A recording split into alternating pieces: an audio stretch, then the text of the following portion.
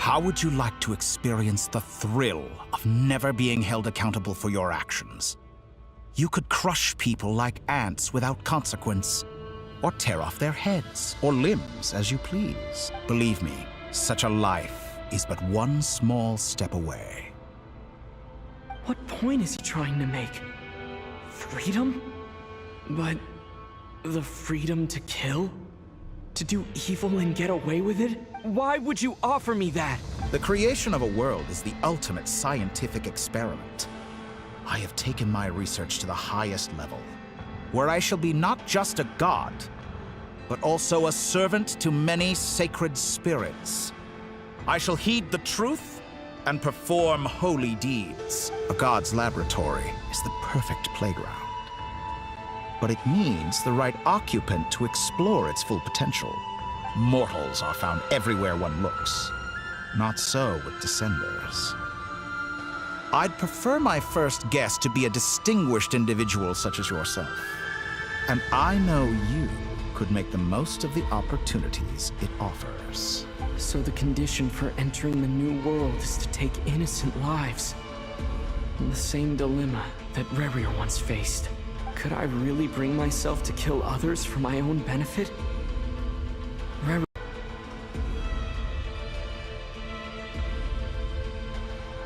Have you made up your mind?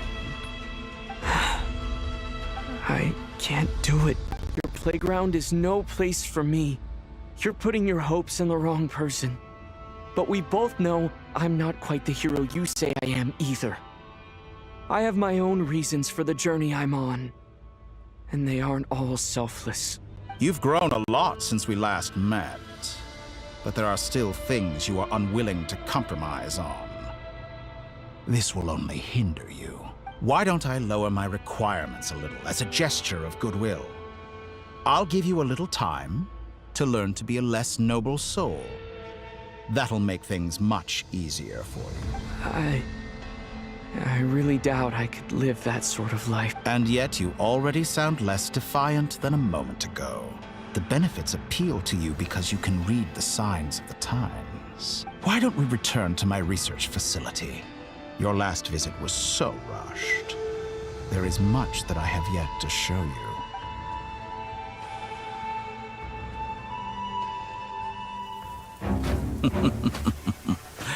Now to that question, Heroes don't attack from behind. Guess I'm no hero. This is most disappointing.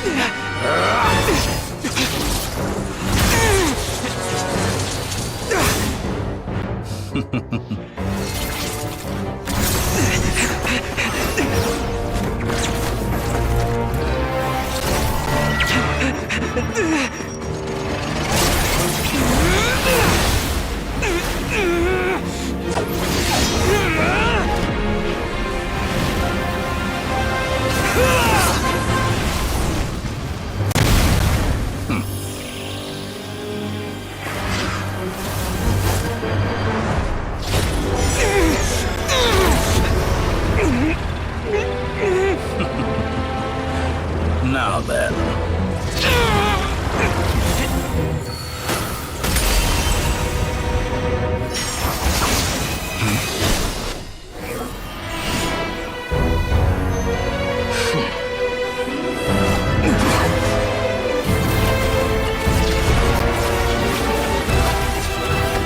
A new face.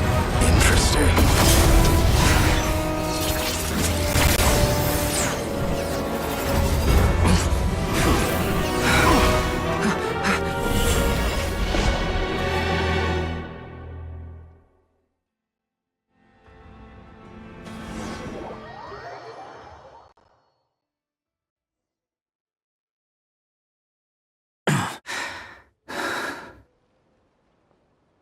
You're still gonna call me Hat Guy after that, huh?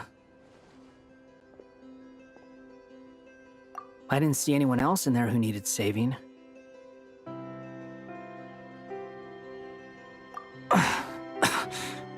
It's nothing. I'll be fine. Why are you looking at me like that? Is it that shocking that I'd come to your rescue? I owed you a favor back in Sumeru. Now we're even. Distracting dottore was tough. I won't lie. He's not gonna fall for the same trick twice. That was my one shot. I'd hoped to use it to take him out. Ugh. I never wanted to obliterate someone more than I do right now. Dottore doesn't recognize me, but his segments were originally made based on an analysis of my operational principles. I expect it's only a matter of time before he figures out what I am. So dottore doesn't recognize Wanderer because he deleted himself from Irminsul. Did he really miss his only chance for revenge by saving me? Why the long face? Hey, I'm not blaming you, and I'm not complaining either.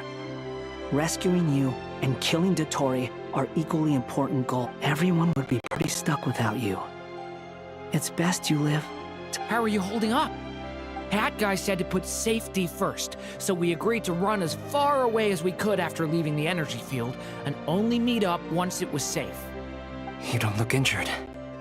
It seems that dottore didn't do anything to you. All right. Rescue operation complete. Let's head back. There's a lot more work to be done before this is over.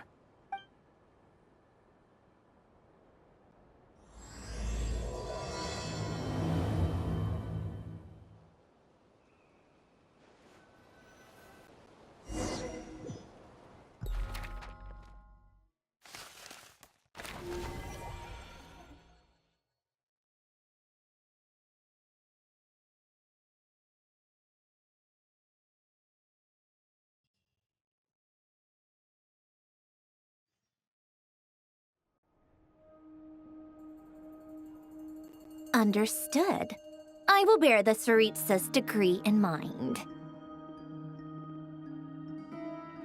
I don't see what's so awesome about it, though. Does he really think everyone else is as immature as him? I'm not stooping to Tartaglia's level. I thought you might say that. How's your progress? Quite promising, actually. That alchemist Albedo gave me a few ideas. Remember how I asked you to look up some files for me? That stuff on the Narcissenkreuzordo Institute. René de Petrichor and Jakob Ingold. Alainguillotin despised René's theories and methods, but he never managed to come up with better alternatives either. So I adopted some of René's ideas. I thought Alain was like a father to you. He and René were mortal enemies, were they not? And what would you say if Lenny and his friends one day learned something useful from someone you utterly detested? I would applaud them for it. That would mean that they have surpassed me. For all we know, Alainguillotin might have thought the same thing. Not that it matters, though. He's dead, and I'm alive. So it's my call to... Once you die, it doesn't matter how great you were in life. Only the living get to decide what happens next. Hey, come on out. They're back. Huh?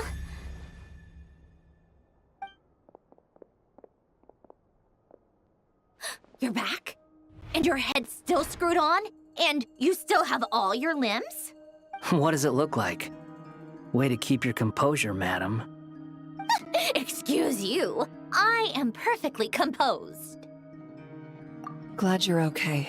Yes, it's a huge relief. Worry? Oh, yeah, right. You think we, the Fatui, were worried about you? We were worried sick. Hey! The Traveler and I were already friends. You are free to join this mission in whatever capacity you please. Much like your tea parties. It's a laugh a minute with you guys. I must say, I was quite surprised when Mr. Albedo told me he would need no additional aid. We discussed this on our way back as well. I am rarely so unequivocal, but in this case, we had full confidence in Hat Guy. He said he knew what he was doing. Albedo and I pretty much had to just wait outside on standby. Meanwhile, Hat Guy broke into the energy field and rescued the Traveler solo. You didn't have to mention that. Well, I'm thoroughly impressed. You are a force to be reckoned with, Hat Guy. Is he back? Is he really back? Traveler! It's really you! Oh, thank goodness! Paimon missed you so much! You can finally breathe easy, Paimon. It's great to have you back in one piece! Oh, Paimon's been having nightmares the whole time you were gone! Look at them. You know, once you reach my age, there's nothing better than watching a misty-eyed reunion between friends. It's nothing. Same goes when you get to my age, too. I bet Ino and Anefa would be tearing up as well if they were here. Varka, I'm not sure Anefa can cry. Oh, yeah, good point. Hey, your eyes are looking a little red and puffy. Come here, let's hug it out. What? Ew, no! No, thank you. You're not my dad, okay? Knock it off! Everyone, I'm sorry for all the trouble I caused you. But the silver lining is, I didn't come away from this ordeal empty-handed. While I was being held captive, I learned a lot about Dottore's current capabilities, and what he plans to do with them. Allow me to explain.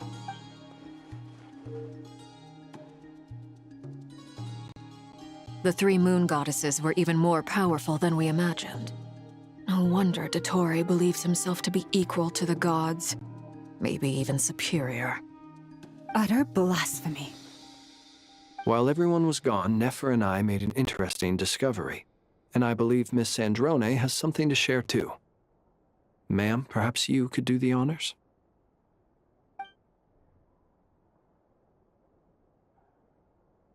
Called it. Getting rid of a pesky troublemaker like her is like trying to clean up after a crumbly cake. It always comes back to haunt you. Our next step is to find a way to bring her back. A place where time flows backwards, with no destination in sight. Surely it must have been created for a specific purpose. But I fear the answers are buried deep in Teyvat's history, held by great powers beyond our reach. It sounds like she's on a specific path through time, just traveling in the opposite direction to us. The question is, where does that path lead? Or will it keep going to infinity?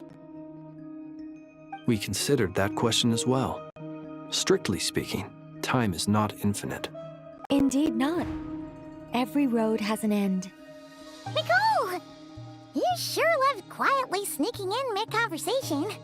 I do, in fact. It's something I've always done at our mages' tea parties. Quiet, mysterious, and persuasive. You wonder what lies at the end of her road. Well, just as the world has a beginning and an end, so too does time. And so, the end of the road is the moment that Teyvat was born. But where Miss Columbina will end up along this road, that depends on where this particular river of reverse time began. What about the original moons and the moon goddesses? Do they have a beginning too? All things do. In the beginning, no moons adorned the sky. It was the Dragon King Nibelung who raised the 3 moons into the heavens, and thus were the moon goddesses born. They were shadows of the planet, born to wield Nibelung's authority and oversee the world on his behalf. They were extensions of his will, manifestations of his majesty. But then one day, they disappeared just as suddenly as they had once been brought into being. Nobody knew where they had gone.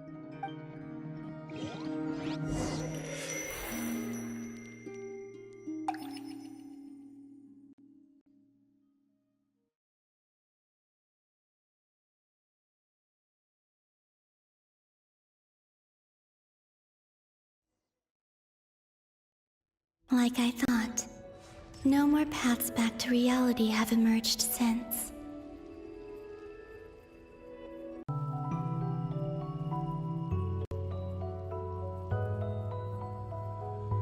But how can I be sure that I'm going the right way without scenes from reality to keep me on track?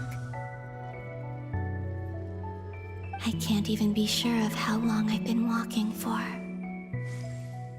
The further I travel, the less stable this space becomes. There are even moments where I can sense something that feels like abyssal energy. They can just materialize out of thin air. I have to keep my wits about me.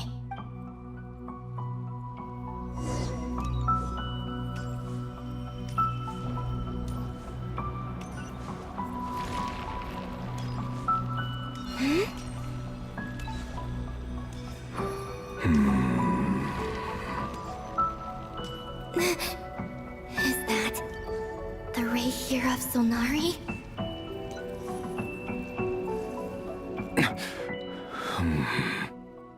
You are the moon goddess. But how? Please, there's no need. I'm not interested in fighting anymore. I find that a little difficult to believe. Yeah. Honestly, so do I. The way you used my own power against me was... It was a brilliant strategy. And then, in the final moment before I was thrown into this space, I got to see an old friend. Mr. Dainsleif. Right. It was so long ago now. But we were friends once. When I first got here, I was filled with hatred, remorse, and rage. How I cursed and devoured. I tore everything here apart. I was consumed by the desire to leave this place and have my vengeance. But to no avail. This is a place with no exit. This is the second time I've entered this space. Though I have no memory of the first. I was torn to shreds the moment I entered. But this time I survived. It must be partly because of this new body, and partly because of all the Kuvaki I absorbed in Nodkrai. Are you the source of the abyssal power in here? Not all of it. Some is from when I first arrived here and tried to destroy everything. But there was already a degree of abyssal power here before I entered. And like a venomous snake baking in the merciless sun, it tried to slither into my shadow. Tried to? So, you rejected it? Yes. Because after that, the world suddenly became silent for a moment. What do you mean? The voices in my head, they were gone. And then I saw her. Her? The Lindis. My former lover. Never mentioned that she saw a memory of the Lindis leaping into the moon's reflection. More precisely, I saw her afterimage. I'm sure the real her is long gone. She was just an ordinary Conrian. She couldn't have survived here for very long. Anyway, why have you come here? Didn't you know it was a dead end? If I hadn't escaped through the moon gate, my friends would have been in far greater danger. Oh, I see. Because of your power. The power of a moon goddess. What? You'd like to know how I know, wouldn't you? The one who resurrected me said so. I could hear a deep lust for power in his voice. Do you mean... dottore? Dottore. So that's what he's called. He'd been collecting fragments of my body for a long time. All so that he could resurrect me at the moment of his choosing. I had no interest in his research. But being as corroded by the abyss as I was, we were aligned as far as hunting the moons and recovering my strength were concerned. So that's why the Wild Hunt suddenly became so active in nodkrai. When I left the Fatui in my weakened state, dottore must have felt that his time had come. Moon Goddess? Could I ask a favor of you. What? I know this is a lot to ask, especially from someone who tried to kill you. If you refuse, I won't fight it. But this is the only thing I desire now. Nothing else matters. What do you want? I'd like you to take a message to Thelindis for me. Thelindis? But... Yes, she's dead. But like I said, I saw her afterimage. I can sense that some part of her soul remains here. Far, far ahead. Why don't you go and speak to her yourself? I can't. I don't know why, but I can't move freely in this space as you can. All I can see is a glimpse of her, walking away. Just like the moment when I last saw her in life. In return, I will clear these abyssal obstacles for you. No, not in return. I'll clear them for you. Whether you want to help me or not. It feels like something I ought to do. Yeah. Why, indeed. I've been asking myself that question a lot recently. Why did I do the things I did? I'm tired of it all. Tired of the person I became. People used me. And then I turned around and started using others. I hurt a lot of people. I think I grew tired of it long ago. But I wouldn't admit it to myself. And ultimately, that's how I ended up here. What do you wish to tell her? All of it. My past. My mistakes. Everything that happened after we were separated. Is it okay if I give her the abridged version? Yeah, I'm sure there's plenty you can skip over. Just tell her the important parts. Whatever you think that means. Like the part where you relentlessly tried to kill us? It's up to you. Love demands honesty. But my relationship with Thelindis was built on lies. We hid too much from each other. But after living my whole life in the shadows, I don't want to hide anything anymore. I will do my best. There.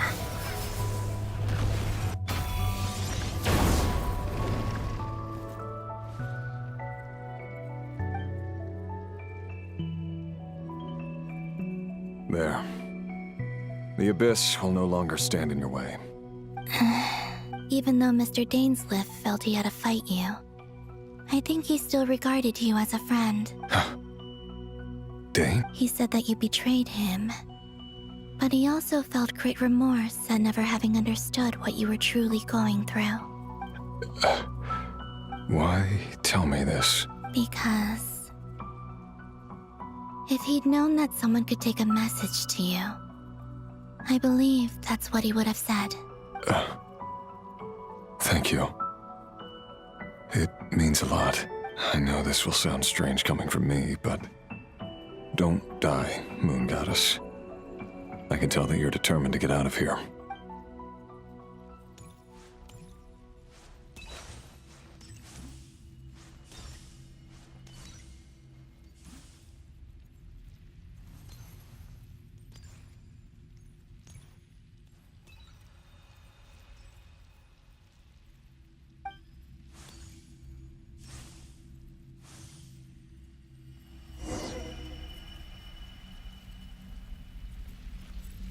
He kept his word. The Abyss is no longer obstructing my path.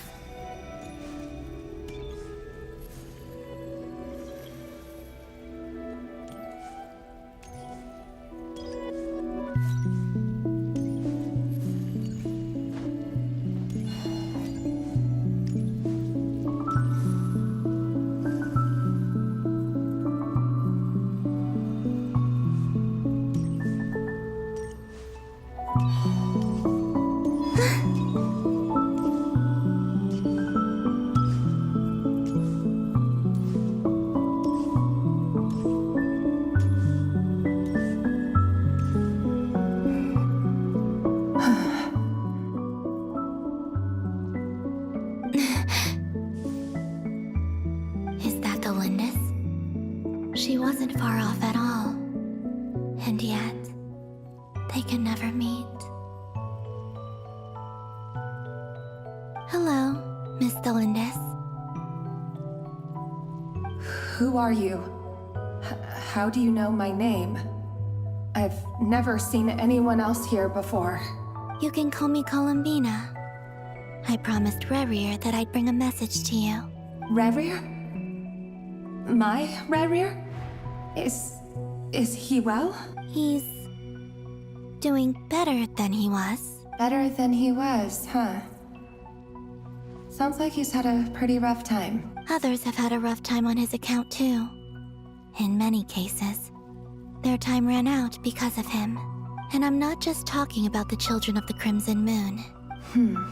So, things got worse before they got better. Could you tell me what happened, Miss Columbina? Are you sure you wish to know? Yes. This is my opportunity to learn the truth. No matter how hard it is to hear, I have to know. I admire your courage. However, time is short. I cannot stay here for long.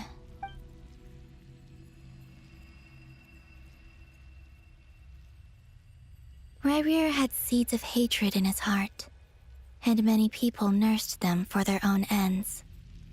On some level, everything he did was to try and find a way to see you again. But in the end, he came to regret his mistakes. He wanted to apologize for hiding his past from you.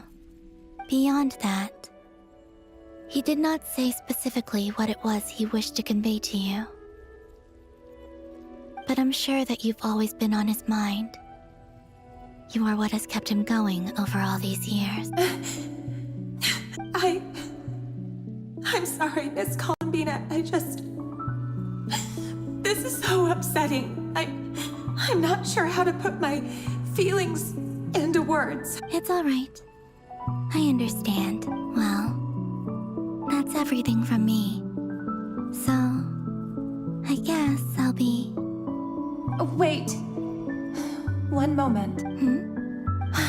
Time flows backwards here. The road ahead only leads further and further into the past. I know. I intend to reach the end of that road. Without a moon marrow, without the 3 moons' power, you won't make it far. Wait, unless... Are you one of the moon goddesses? You could say that. I see. I often think to myself, if life is like a train ride, why haven't I reached the terminus? Where am I even going? And it's not just me. It's this whole place. Wherever it is, it seems like it's existed forever. It's such a mystery. Where is it going? I must seem so ridiculous. I can't answer these basic questions, and yet I jumped right in here without hesitating, only to be torn apart the moment I entered by powerful energy currents. Only my soul remains now. Thinking back, I was suddenly overcome with fear and terror in that moment. Perhaps I too became bewitched by the abyss.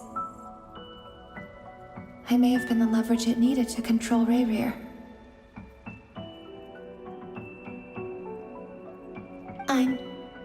I used to be a researcher at the Universitas Magistrorum in Conria, researching the iridescent moon's marrow.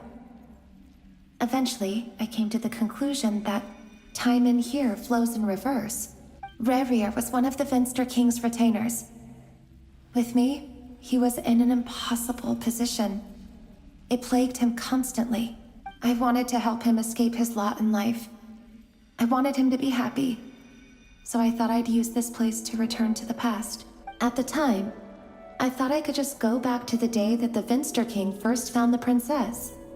It was only after meeting the princess that the Finster King started going too far with his research into the abyss. That was the day all of our woes began. I thought I could stop the king from ever meeting her and solve everything. I couldn't kill the Finster King himself, so I had to find another way to save Rerir.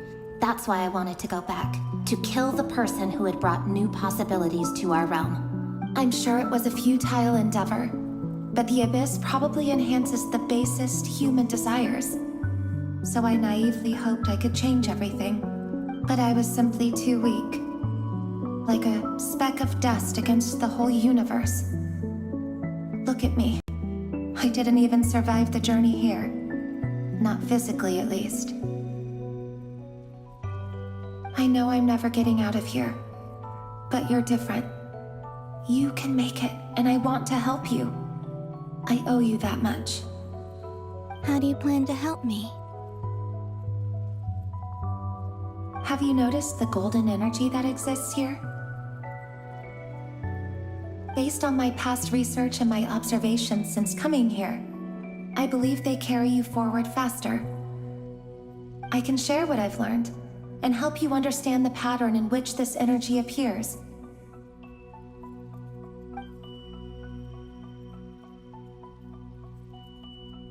I think you just might... Now, I know you will be able to change. Also, I've been speculating about where this phase ends. The documentation was scanned, but from what I know of the legends about the moons, the oldest ones seem to begin with Nibelung, king of dragonkind. I have no way of verifying any of it by this point. But if it's true, you might be able to reach that era if you keep walking.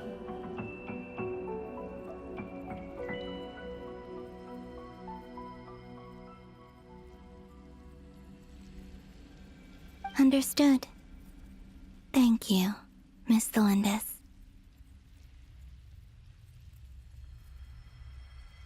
I'm the one who should be thanking you.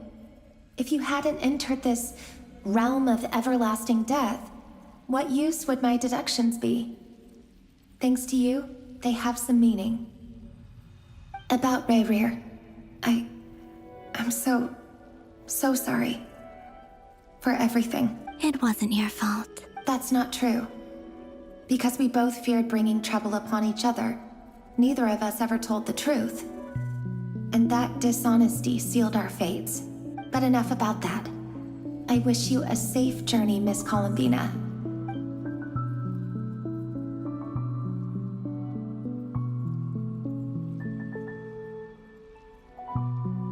And may the outside world never have to experience pain like this again. Rayrir, you're there, aren't you? I cannot see you, because you exist in the future. I expect we'll be trapped in this prison of space-time for all eternity. But please, gaze upon the past, and then sit for a while. Let's find a place to sit down together, just like we did when we first met.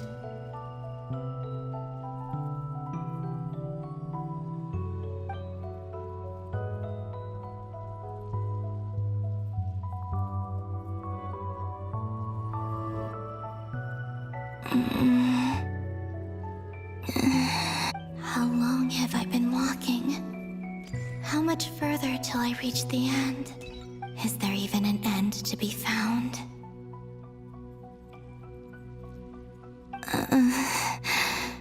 Everything's getting blurry.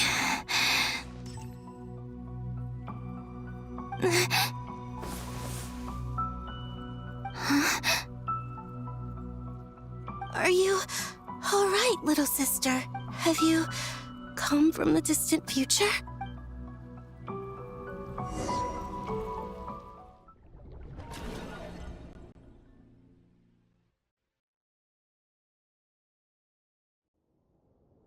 So, how exactly did the moons just disappear? Shouldn't it be a little harder to get rid of major creations like moons?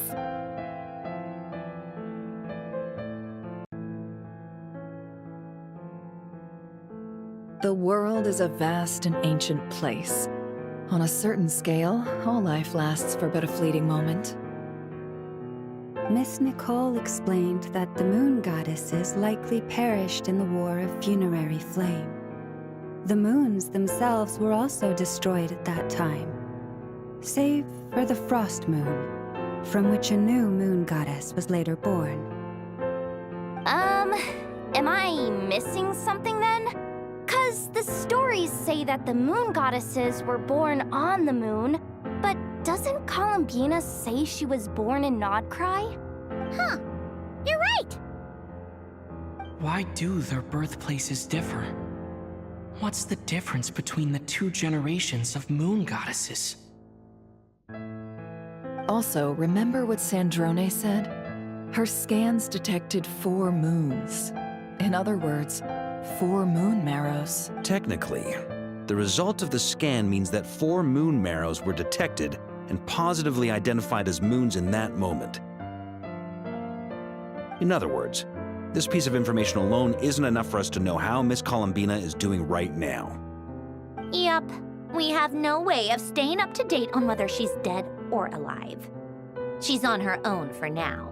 But at least she's trying her best to get back to us. Yeah. She's a tough cookie. And a sore loser, too. We have to trust that she'll find a way. Because we really need her power. As much as it pains me to say it, we've got no chance of beating dottore in a straight-up fight. He's much too powerful. It wouldn't even be close. That maniac is going to devour everything in his path until he reaches us. We need to find someone or something that can stop him before he does anything worse. I'll be frank. Our only hope of defeating this false god is with a real moon goddess on our side. I'm not just saying this because Columbina's a friend and I want her back safe and sound. It's just the truth. And I know that even she was no match for him when he attacked, but I don't have a better solution. We're not giving up on saving her, whether she can defeat dottore or not. Right. Don't worry, Miss Sandrone. We're all aligned on saving Columbina. No one's trying to argue that we can only justify saving our friend because it will help save the world. This is about multitasking. We want to save both. So, she's more than just a moon goddess to you guys? Absolutely. Duh! She's part of the king! And you are too, you know. Yes, I know. You don't need to labor the point. I knew that the moment I came running over with my documents that I was part of the in-group. I mean, if Arlecchino can fit in, I certainly can. Anyway, as for how we get Columbina back, I've been working on it constantly. But I think I'm still lacking certain information about the moon. I'd probably get there if I could continue my calculations, but the problem is, I've run out of computing power. Computing power? You mean, you need more energy? No, the issue isn't energy, it's processing power. There's so much data to get through that the whole process has just ground to a halt. That's a tricky problem. René de Petrichor of the Narcissenkreuzordo once foretold the fate of the world. But I don't know how he did it. My guess is that he used the primordial sea's power. However, that won't work for me. His methodology was vastly different from my own. What's worse, they're incompatible. And, to top it all off, we can't even leave nodkrai. Ugh, this is so annoying. If I'd known we'd run into a bottleneck like this... Well, no, the design bureau's a bust as well. Curse that dottore! Couldn't have made this harder for me if he tried. Oh, what do we do then? How about we grab a bite to eat and take a break? Maybe something will come to mind after you've cleared your head. You don't get it, do you? I'm trying to calculate the fate of an entire world here. And I need accurate results, not fake prophecies. Where the heck am I gonna find the computing power for that? Ahem. Anyway, time to shelve the discussion on technical difficulties. Being a killjoy isn't very ladylike, after all. Either way, we've done what we can. Rest well, everyone. Remember to let us know if anything new comes up. Hat guy? Is he hinting that we should talk outside? Let's go somewhere a little more private.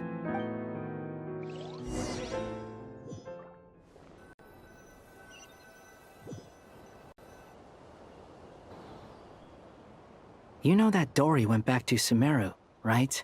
Yeah, she mentioned she was planning to head back. Things aren't looking good for Nodkrai. She's gone to spread the word so that Sumeru has a chance to prepare for the worst. From what I know of dottore, there are two possible reasons why he hasn't made a move yet. One is that he's still working through some kinks in his new powers. The other is, he wants to see how we're going to react. He'll easily devour everything eventually, so I guess he's in no rush to make it happen. The first false god he made was me. Now it's his turn.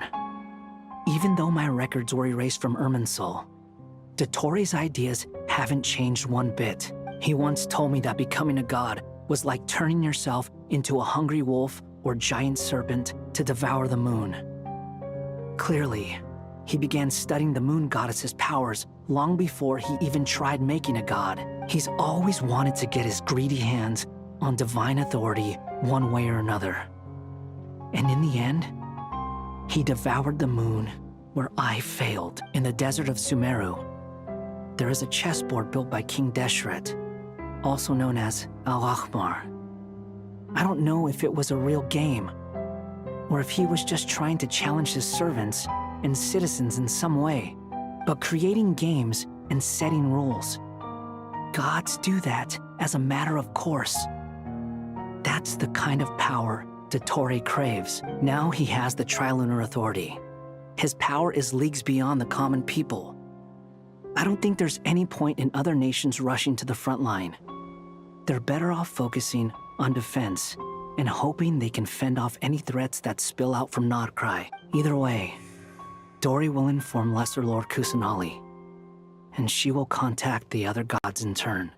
The Seven will have some recourse available.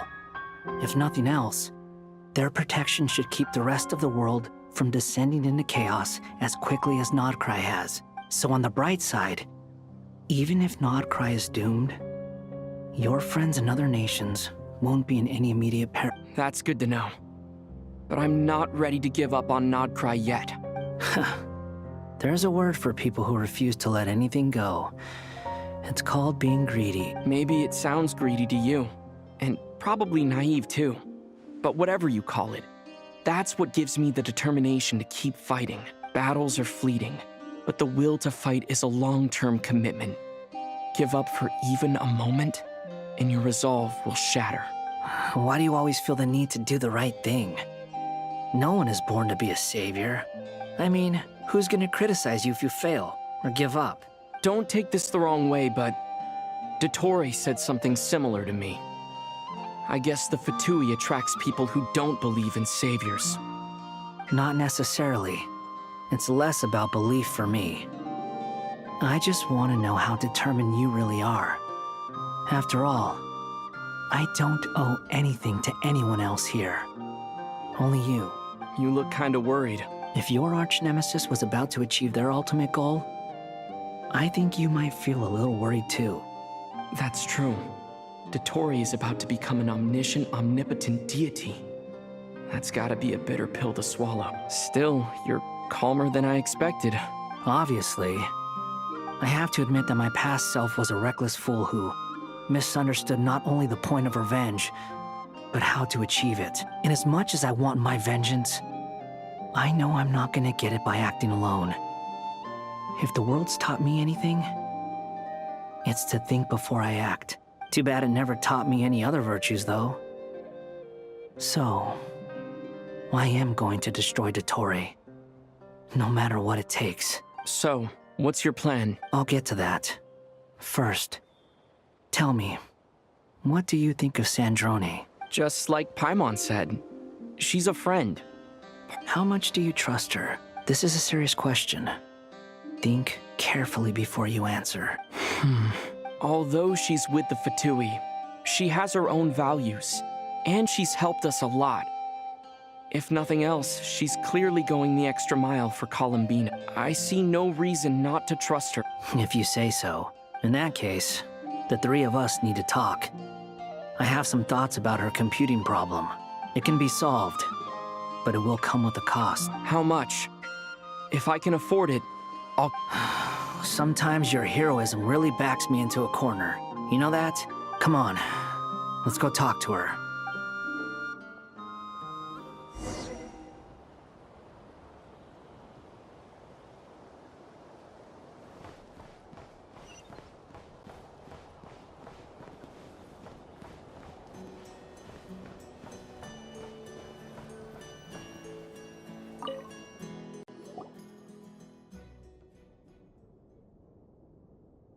Miss Sandrone, traveler.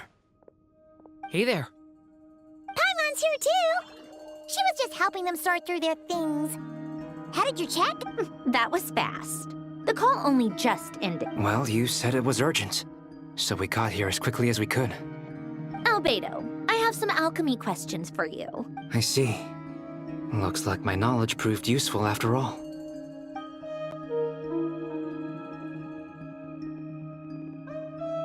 If I might ask, what is the end goal for the modified formula you'll be using? I needed to predict the future of the entire world. But I've run into some teething issues since trying to implement Renee's theory of the 4 Orthants. I see. I'll have a look at it. Still, computing power is the real issue here. How do you plan to solve it? About that, that's been sorted. Oh, with the Traveler's help? Actually, you're not wrong. He found the person with the solution. Was it Hat Guy? Yeah, it was him. Wow! Go Hat Guy! Seems like all that time studying at the academia is paying off big time. But where is he? Wasn't he the one who asked Albedo and I to come here? Come with me. Hat Guy? What's... Hat Guy! Can you hear us? No response. I guess he's in hibernation. Hat Guy mentioned that he was a puppet. It seems that his functions are currently shut down. I presume this has something to do with the solution to your computing problem. That's right. He and the Traveler came to see me. Wait, what? You have a solution? Would you calm down? Why do you always react so hysterically to everything? Excuse me? How would you know? You shouldn't be so quick to judge complete strangers. It's very bad manners. Oh, please. It doesn't take that long to figure out that you have a temper. Where does a mere student get that kind of confidence? I've actually published more papers than you. Not that status counts for much. Even Paimon's applied for academia admission. Huh? Are you serious? See? This is why I can't be bothered to explain myself. She recognizes no one's skills but her own. Okay, fine. I'll hear you out. So, tell me, how do you propose to solve my computing power problem? This world itself is constantly processing all kinds of information. If it's the world's future you're trying to calculate, you need a processing device that's designed to cope with that volume. Easier said than done. Only Irminsul can handle that kind of... Wait, is that what you're suggesting? But surely we can't just plug my formula directly into the ley lines. You should be able to tell that I'm not human, right? Yeah, I noticed. The technology, though, seems pretty ancient. Very different from Fontaine's. It's a completely different system. Conrian, to be precise. I'm what they would have called a puppet. Puppets need an energy source and processing power. The artisans who built them sought out the materials most suited for that purpose. You? Do you mean... The Traveler and I have talked it over. He's willing to vouch for you. So, I'll allow you to borrow my core for your calculations. It was built using wood from a silver white tree, which makes it a small part of Irminsul. Conrian technology and Irminsul wood. Who in the world could have built... Are you sure about this? A puppet without its core will cease functioning completely. And if it's left in that state for too long, it might not recover. You could die if you do this. You do realize that, don't you? I can put 2 and 2 together. Yes. No need to rub it in. I won't lie to you. This has never been done before. I cannot guarantee your safety. Doesn't matter. I'm prepared for the worst. Did you two actually talk this through? Is he... Are we really considering this? Yes, we discussed it. The bottom line is, he trusts me, and I trust you. Let's give it a shot, shall we? Honestly, I have no clue where this kid even came from. But for whatever reason, he lent me his core to use in my formula. I'm very close to finishing my calculations now, and the core is currently in use. So I'm sorry, but I can only show you a sketch right now. This is what the core looks like. A silver-white branch. It certainly matches the legends told about Irminsul. Is Hat Guy gonna be okay? He's not gonna die, right? In theory, he should be fine. As long as we put his core back in time. Beyond that, all I can say is that I'll try my best to avoid risk and make sure the core doesn't sustain any damage. I think I know why you called us here now. Someone needs to watch over his body and make sure it's protected until the process completes. Correct. He said that the only ones he trusts here are you two, and the Traveler. And the Traveler will have other work to do. He will have our undivided attention. Aww, heck yeah. On a more positive note, things are progressing steadily on my end. I'll call everyone in for a meeting once the results are out.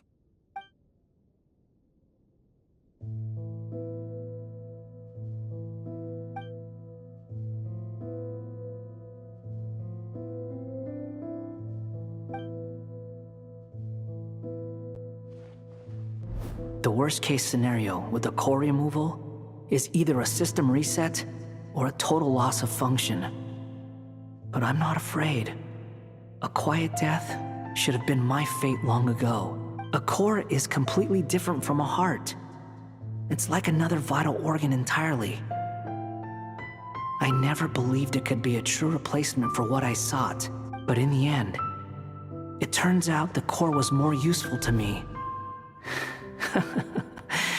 Pretty funny when you think about it.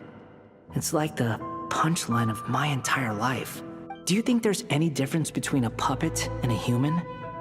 If not, then this would just be another samsara. I have already experienced both a past life and a next life. Part of me wonders whether I'm only capable of making this decision because I've become a real human. What's with that expression? Isn't this a good thing? Sandrone will succeed, won't she? She has to. She will. We all have to persevere until this is over. That's right. And I'll protect you all until the moment of victory arrives.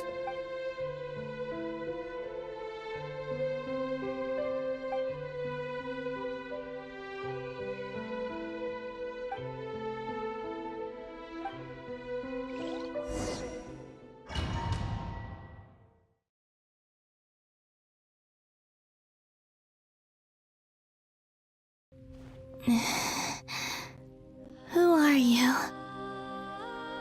Call me Sonnet. You have the same power as Canon. Sonnet. So, you're the goddess of the iridescent moon? Oh, goodness! You recognize me? Well then, what's your name? Columbina. Columbina Hyposelenia. Hyposelenia? What a lovely name. Did you choose it yourself? It was a joint effort between me and my friends. Friends? You mean your friends in the heavens? Huh? Oh, sorry. You must be exhausted. I apologize. Hang in there. Let me introduce you to my older sisters. Do you mean the other two moon goddesses? Arya and Canon? Wow, you sure know a lot. Hey, does that mean that our story goes on into the future? Oh, I guess that wasn't the best question to ask. It's all right. We were prepared for that possibility. You could say we were too prepared. I can't even remember how long my sisters and I have been here by this point. When did you get here? How long has it been? I can't say for sure, but it feels like it's been forever. I see. Are you feeling all right? You look a little unwell. I can hold out a while longer.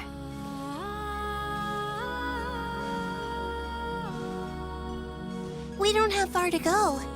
The place where my sisters and I are based is just up ahead. Don't worry, they're both really nice. I'll introduce you.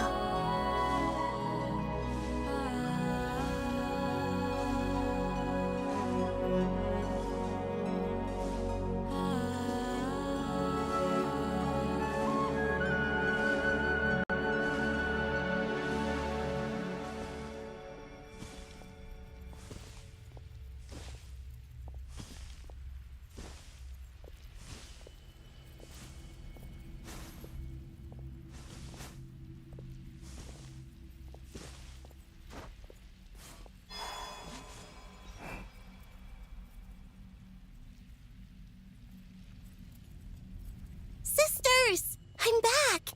And look who I've brought with me!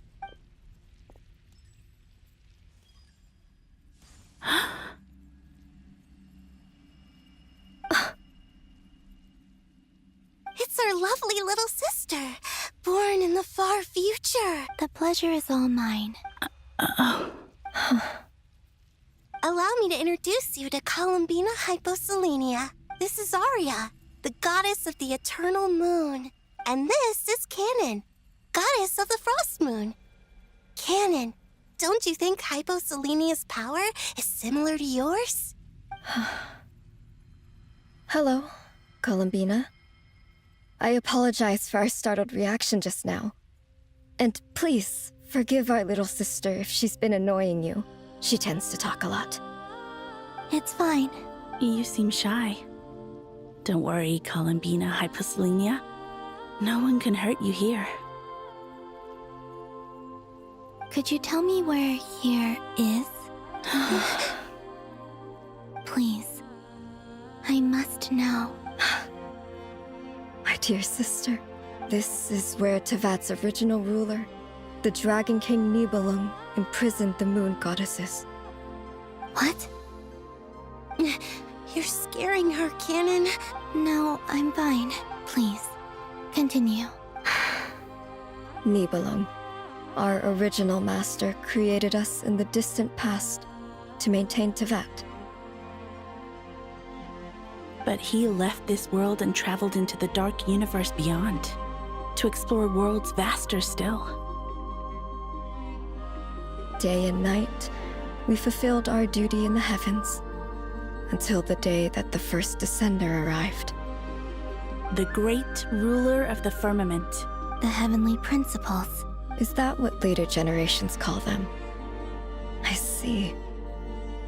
But we did not reject them at first, nor did they seem to harbor ill intent towards this world.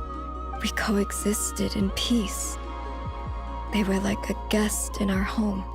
Slowly, however, we came to realize that our guest had a growing desire to change and dominate the world.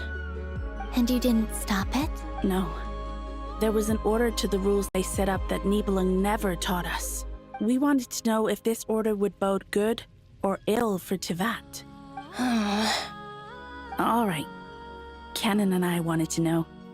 Sonnet was against it from the outset. Later, we discovered that this great ruler of the firmament bore an almost paranoid hostility toward the desire of certain life forms to seek power. Or perhaps they feared them. They would even cast down celestial nails as manifestations of their power, to punish the civilizations of the world below. Only this was far beyond mere punishment. Right. Their rules brought order, but the price people paid for merely testing the limits of those rules was far too great. I did everything in my power to help the punished escape catastrophe, but the ancestors of the Frost Moon Scions were some of the ones you helped. But just when we had decided to take countermeasures, the Dragon King, Nibelung, returned. And so began the War of Funerary Flame. So, that's the name the world gave that war in the future. Well, who won in the end? As far as I know, the Heavenly Principles won, although it came at a great cost. They remained in Teyvat, where they continue to rule to this day. And the world's original master, the Dragon King Nibelung, was destroyed. And what of the moons? Are there still 3 moons in Teyvat's skies? You can tell us the truth, Columbina.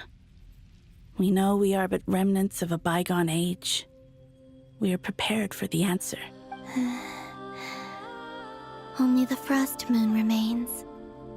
But it has been cast beyond the false firmament by the Heavenly Principles. The eternal and iridescent moons were both shattered during the war. So death finally came for us in the end. Sonnet.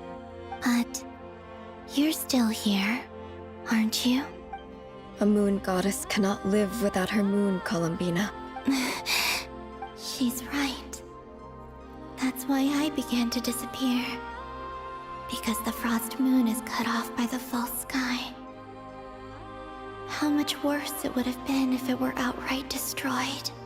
Our souls may endure within this lunar palace, but if our moons are destroyed, then we shall disappear the moment we depart from it. I'm sorry. There's no need to apologize to us, dear sister. If anything, we owe the world an apology. If only we'd decided to act sooner, rather than arguing amongst ourselves. All the more reason not to spend this time in regret and repentance. Instead, we should focus our efforts on how we might help our future sister. Sorry? Don't you see, Columbina, your story is not yet over. Is that not why you are here?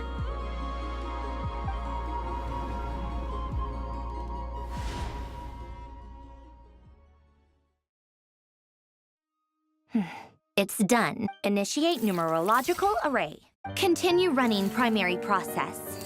Calculate the world's fate through extrapolation. And identify nodes of potential change. Secondary process?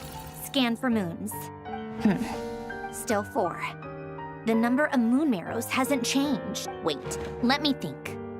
Is it possible that there's something I've been misunderstanding about the moons all along?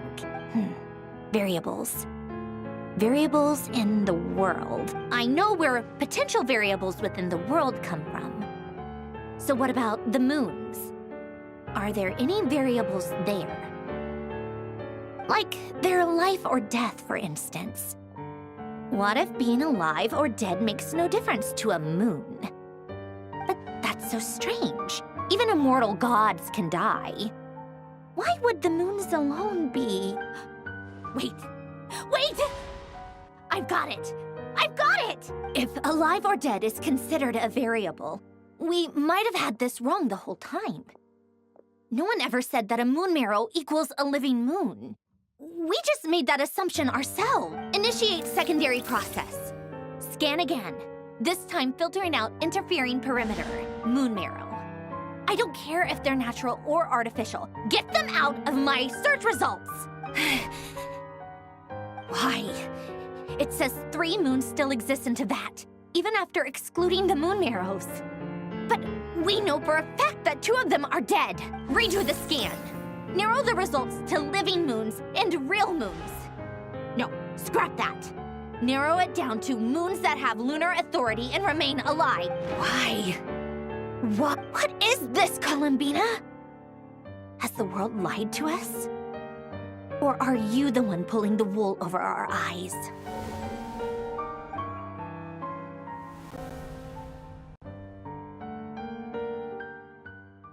So, you think that the moon's reflection might be where Nibelung imprisoned the 3 moon sisters? Yes, it would explain a lot. such as why that space would respond to a moon goddess's power, opening the moon gate at her command. It would also explain why Miss Columbina has been unable to leave, and why time flows in reverse there. In the messages she sent, Columbina promised us she'd find a way to return. The fact that she still has yet to reappear in this world indicates that returning from that place is no easy feat. We cannot afford to simply wait for her. So you're saying, if she could return by her own power alone, she... Yes. She certainly wouldn't leave it to this late stage when it's so touch and go. I've been giving this some thought, and I've come to believe that Voynichguild might be an anchor that she left behind, as a sort of future waypoint. This could also explain why Voynichguild is always by the traveler's side. Sounds like a plausible theory. If that's the case, there must be some criteria we need to fulfill to allow Columbina to return to the present. The question is, what could they be? Hello? Listen up! This is extremely important!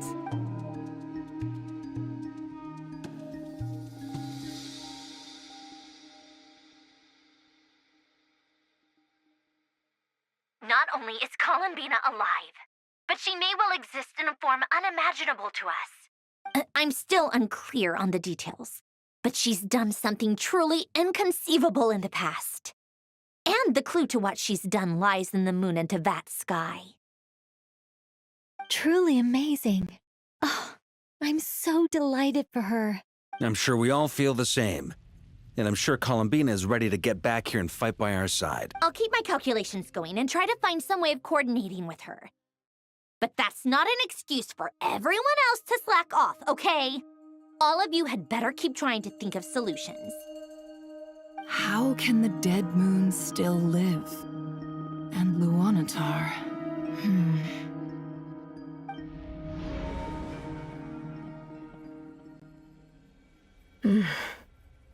It's hard to believe that's what will happen in the distant future. Our authority is linked to the most fundamental rules of Teyvat. I suppose it's no wonder that many would covet that power. I didn't realize that when you said friends, you meant people who live down in Teyvat. That's so lovely. I always wanted to go down there and have some fun. Have you ever tried leaving this prison? Of course. Between us, we've tried everything. But no matter where we go, this space will eventually bring us back here. It's like the center of a whirlpool. Everything ultimately converges here, at the moment when Nibelung imprisoned us.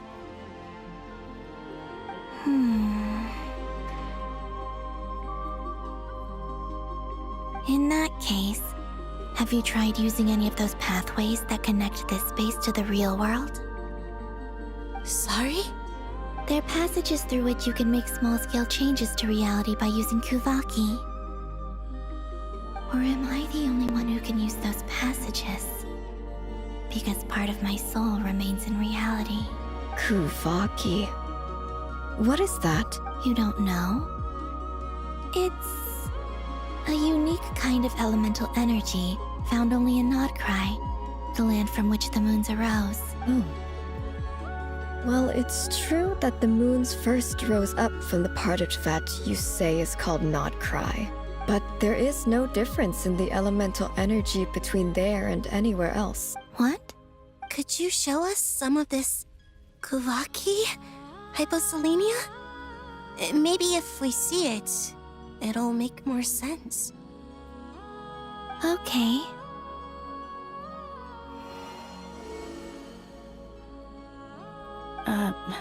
Isn't that just your power? What?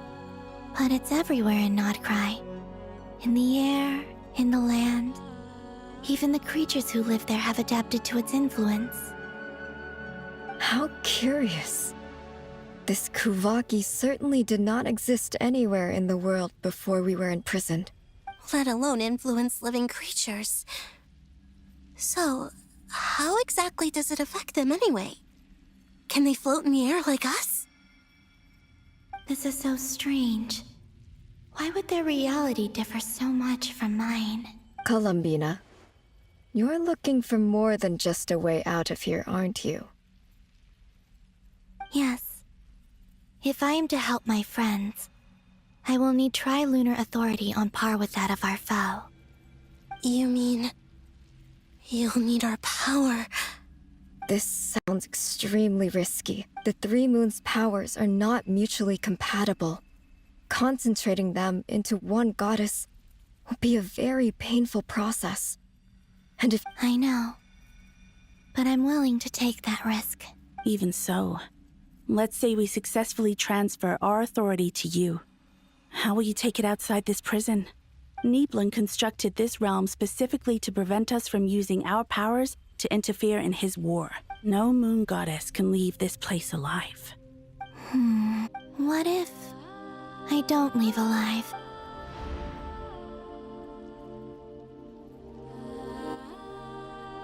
Where do we even start?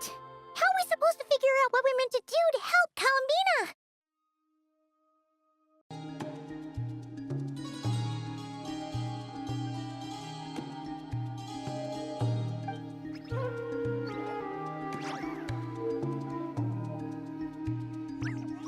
Columbina? What do you need from us? If she really got to the beginning of time in there, how do you think she'd leave us a message? You don't think she'd write it down on a stone tablet somewhere in the hopes that we'd find it, do you? Seems unlikely. Columbina may not talk a lot, but she thinks deeply about issues like this. Let's review what we know.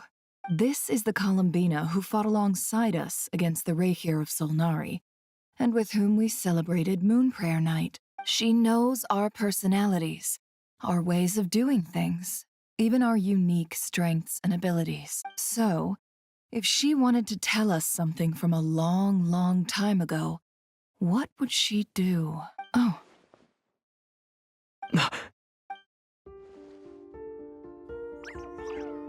Traveler, you once said that those golden ripples also appeared when Luanatar was born. What if Columbina left Luanatar here, not just as an anchor to the real world, but for some other purpose? If she is part of Columbina, and Columbina knows that I can see past events through her. Oh yeah! Like when you peeked into Rarir's past through his heart! Nefer, wait! If you're right about this, and you can really see past events through Luanatar, your eyes... Oh, I know. Looking at Rarir's past in Conria was already enough of a strain on my eyes. Looking this far back into the past, it'll surely blind me. But it's our only chance. This is the only way. Boss. We spoke about this once, a long time ago. Do you remember what I said, Yehoda? The day I lose my sight, the Curatorium of Secrets will be yours to run. But... What's wrong? I'd be overjoyed if I were you. This day's come a lot earlier than either of us expected. I need to know you'll honor our agreement, Yehoda. Promise me. Yes, Boss Neff. I promise. Are you sure you don't want some time to think this through? What is there to think through? I should have gone blind after our battle with Rarir. Frankly, it's almost criminal that I got away with it for this long. Then at least let me take some precautions on your behalf. And if you really do lose your sight, I'll visit your office every day and make sure you're well looked after. Oh, please, anything but that. I was actually ready to go through with this. Are you trying to scare me into backing out? As if I could ever scare you. I'll assume you're just joking to calm your nerves. All right, enough chit-chat. Let's do this.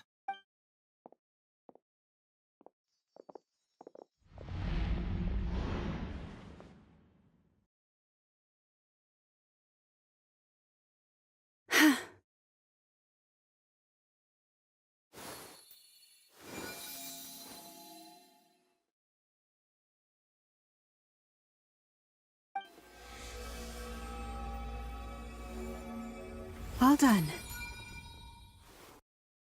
Good. Now give me some space.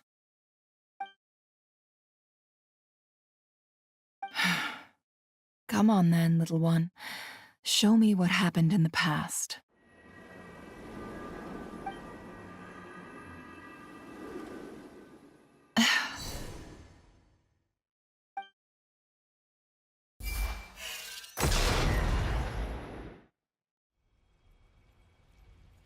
Between the Trilunar Authority, Kuvaki, and the soul-surviving moon, the Frost Moon.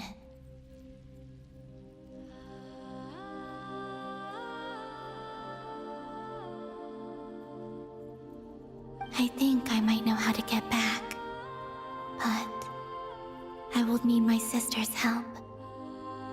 Time to go talk it over with them.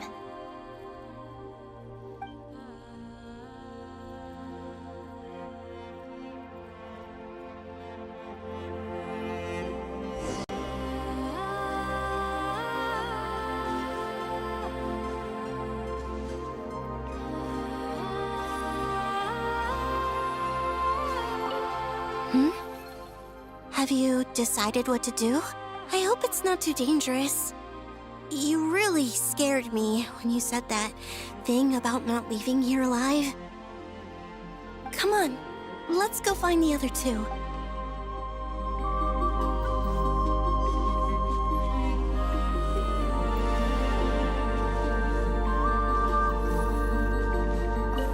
It seems you have reached a decision.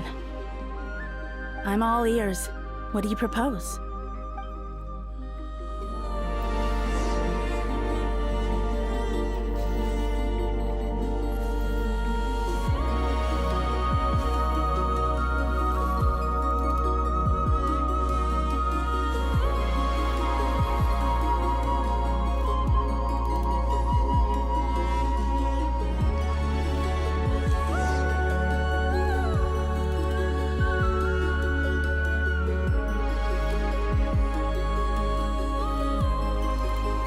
Have you figured it out, Columbina? Tell us, how do you plan to leave this place? I intend to die here, in this moment, and then be reborn in the future with the help of my friends. What? What are you saying? How can the dead be reborn? And how will you inform these future friends of your plans? You can't exactly leave oracles. Nothing can escape this place. Not a single ray of moonlight.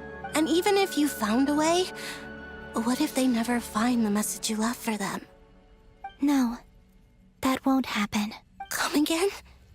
They will find my message. I'm sure of it. I'm not following. How exactly will you achieve this? It's quite simple, really. First, I will leave my soul here.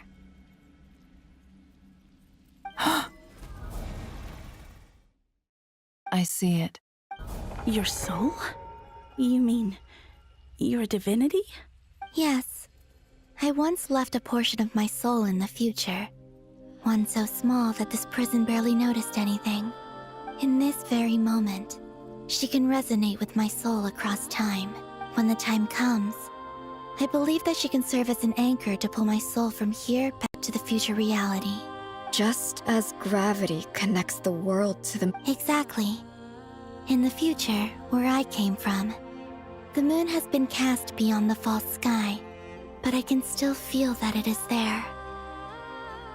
In a similar way, I can feel a connection to the soul fragment I left behind even now. My friends can use it to detect my presence. But how do you just leave your soul here? On my way here, I met an ordinary mortal who entered this place long before I did. Her body is long gone, but her soul remains. And before that, I encountered an old enemy whose entire soul survives here intact, while the power that once corrupted his body has faded away. So, perhaps this space is specifically designed to imprison divinity and authority, but not the physical body. Still, even if your body can escape, would it not just be a lifeless husk without the soul inside? Wait, is that what you meant when you said you wouldn't leave alive? Yes. I shall turn my body into moonlight and pour it over nodkrai. That power shall protect the land and quietly blend into it, awaiting my soul's return in the future. However, I cannot do this on my strength alone. I would need your help to do this, so I'm humbly asking for your assistance. Oh, dear sister, you need not be so formal. As I said before, we are but remnants of a bygone age. You, on the other hand, were born alone in that distant future, and you have walked a long and lonesome road since then. How could I bear to let your story end here in this dungeon? Don't forget, we are your sisters, your family.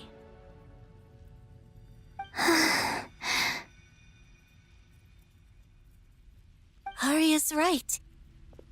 Actually, I've always wanted a little sister. Can you imagine how it's been for me? Getting nagged by 2 older sisters all the time. Now, I finally get to be the big sis. And not just that, but I get to help you return to your world, too. How could I say no to that? Sonnet. Canon? I'm sorry. I know this is a bold request. The frost moon is rightfully yours, and it remains intact. Oh, no, please, don't misunderstand me, Columbina. I was just thinking back on the years that the 3 of us once spent together. You cannot imagine how happy I am to hear of the future world you describe. The Frost Moon Scions, your lovely, kindly friends, for the 3 of us, whose purpose in life was to maintain the peace in Teyvat. It is a great relief to know that the people of this world live in such an abundant future. If your plan can save them, and save nodkrai, I will gladly give you all that I can. Besides, the 3 of us have been together since the day we were born. I could never abandon them to live on alone without them. Canon. Still, I do have one question I would like to ask you before we proceed. Certainly. What is it? Why do you cover your eyes?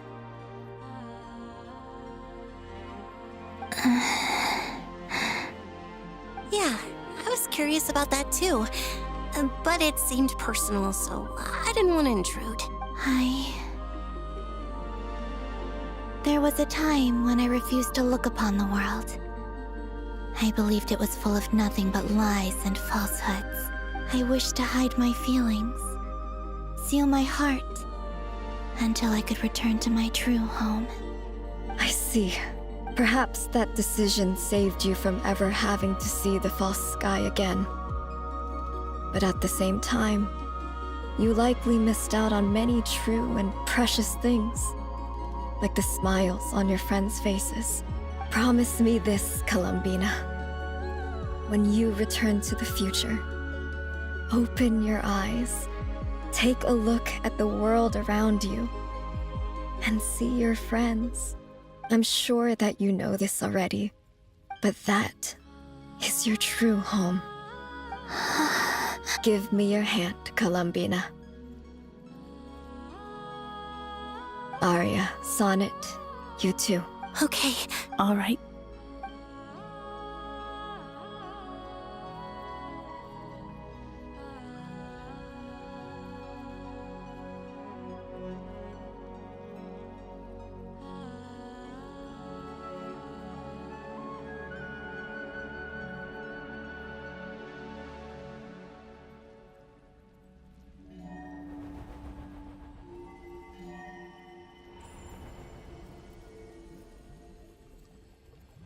We once were the song sung for eternity, but now it is you who must continue to sing. We once were the tides in the great river of time, but now we subside, and you arise. We were the messengers of madness and inspiration. But now, the lies have faded, and your truth must endure. We are souls awaiting the sun. You must return to be with those who smile when they see your face.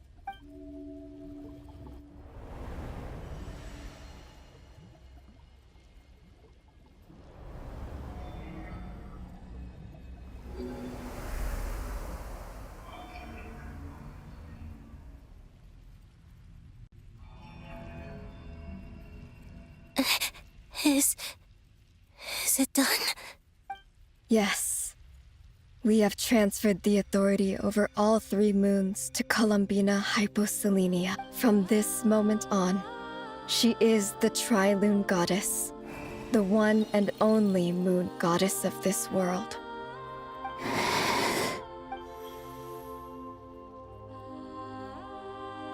Thank you. Thank you, my sisters. Now go, and do what you believe is right, Columbina Hyposelenia. Be aware that we cannot grant you the power of the 3 moons beyond these prison walls. The conflict that arose over their remains following our disappearance will still take place. I understand. Sisters, oh, my body. It feels... Now that we have given up our power and authority, our bodies are merely mortal shells. This prison is dissolving them as we speak. It's okay, Sonnet. The end must come for every god, just as it does for every human. That's all this is. The final destination of our lives. Canon and I will be by your side the whole way. We have one final request, Columbina. Could you use the 3 moons' power to send us back into the real world? Now that we have lost our powers, I doubt this space will seek to hold us further. It's just... we would like to spend our final moments together in the only place we ever called home. Of course. Gladly. Sonnet, don't... I wish I could tell her not to give in to the abyss. Not to be afraid. But is this really what I should say at this moment? Don't forget. I'm so glad to have a big sister like you. No, Hypo... Thank you. I'm okay. I'm not afraid. As long as my sisters are with me, I won't be afraid. It looks like this is goodbye, sisters. Goodbye, Columbina. Take care of this world in our stead. I will. And now, it's time for me to bid farewell to my body, too. May it become the moonlight that keeps Nodkrai company through the long years ahead. So this is why Nodkrai was not always home to Kuvaki. It only appeared after I poured my body out upon this land. And only this land. Kuvaki responds to me because it is me. My body, answering the call of my soul. And the golden energy I've encountered on my way here was, in fact, that very soul, which I am about to leave here to guide me.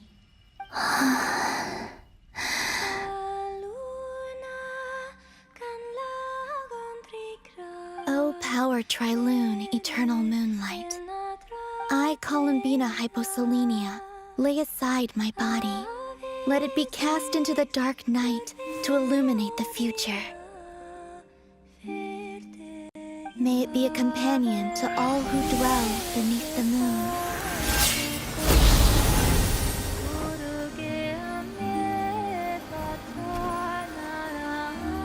Until the time comes for me to return home.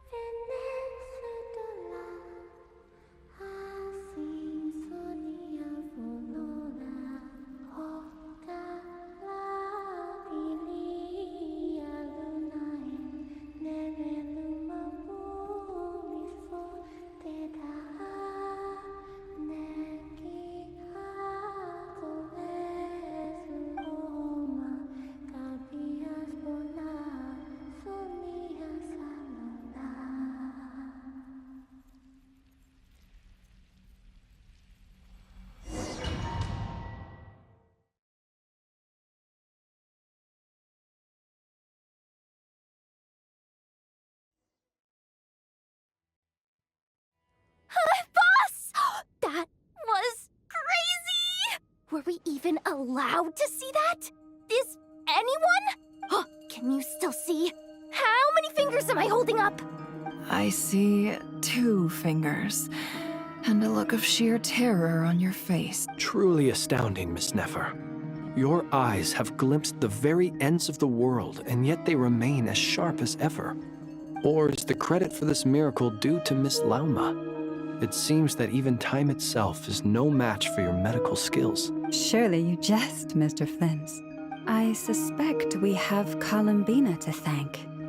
She must have realized the immense toll that the ritual would take and purposely set aside some of her power in the past to protect Nefer's eyes when this moment arrived.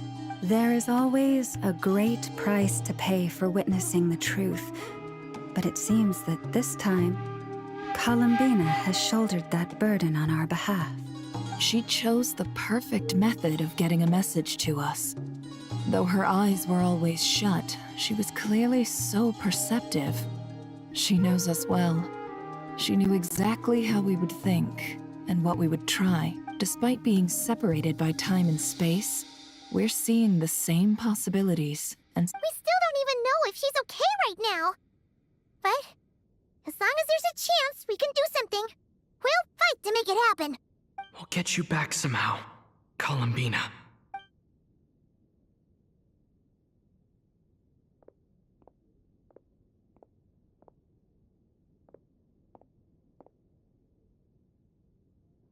Well, based on the information we now have, let's figure out our next moves. Thanks to these gentlemen, we have a much clearer picture of the situation with dottore. The civilian population has been moved to safety, so we no longer need to hold back. Miss Sandrone, how are the calculations going?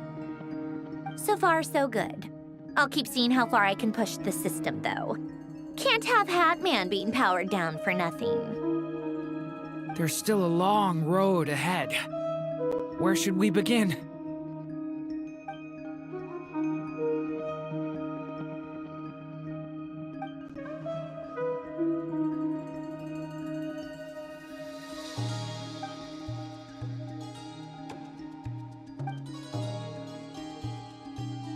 Our plan is clear. Time is short, so let's get moving. There's just never enough time, is there? Time is the bane of my existence. Ugh. Anyway, I'm gonna get back to work. All right, we'll do our part too. Yeah.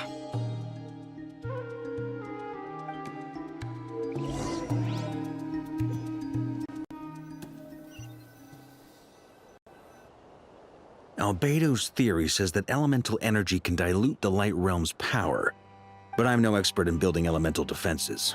Sounds like something out of the advanced elemental theory section of the library. Whew. You seem quite troubled. Well, yeah. I mean, who doesn't get a little flustered when they're completely out of their depth? You were the very picture of confidence back when you approached the Hexen Circle. Yeah, I could have been faking it through that whole meeting for all you know.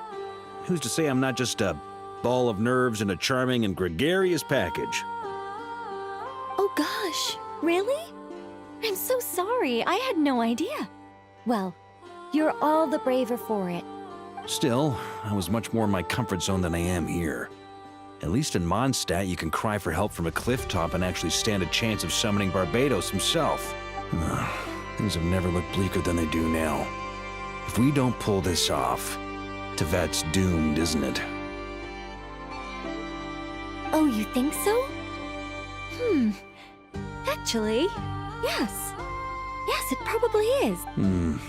It's a shame. Don't put too much pressure on yourself. Teyvat has faced annihilation many times in the past, but it also gave us you, didn't it? Hey, don't give me that. It's not like I'm anyone special. I disagree. Every human born in this world is special. We angels have always believed that. In that case, this humble human being has a big favor to ask of you. I thought you might say... I'm sure Alice, in her great wisdom, sent you here precisely to help us in this difficult time, yes? Well, that has less to do with her wisdom and more to do with my power. Of course, of course. Well, the thing is, these elemental defenses we're about to build, I don't think it's a question of if they'll fail, but when. Durin's findings from his patrols make it clear that dottore is constantly expanding his territory. First it was his lab, then the design bureau, and now it's not realistic to completely stop him encroaching on the rest of Nodkrai. Rather, our goal should be to stall him for as long as possible. If Miss Sandrone's calculations are correct, well, they're the closest thing to certainty we have in this situation, so let's assume they are. Anyway, her calculations suggest that our best hope for victory lies in Miss Columbina's return. It's up to us to slow dottore's advance and buy time for her to make a return. Are you asking me to help you with building the defenses? No. I'd like you to prepare for what comes next. When he eventually reaches us, we will have to fight him. You were an angel once and a mage now. I'm asking you to lend us your protection. Oh. Can I take it that you're triggering the terms you fought for during our three-way talks? Well, technically those terms were about protecting Mondstadt. But if you're happy to agree to the change in location, then yes, let's do that. You're cashing in on this much sooner than I'd imagined. Well, yeah. The way things are going, I might not get another chance. Very well. The mages have heard the knight's plea, and we will respond.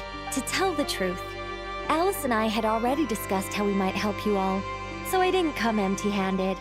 I always like to be prepared.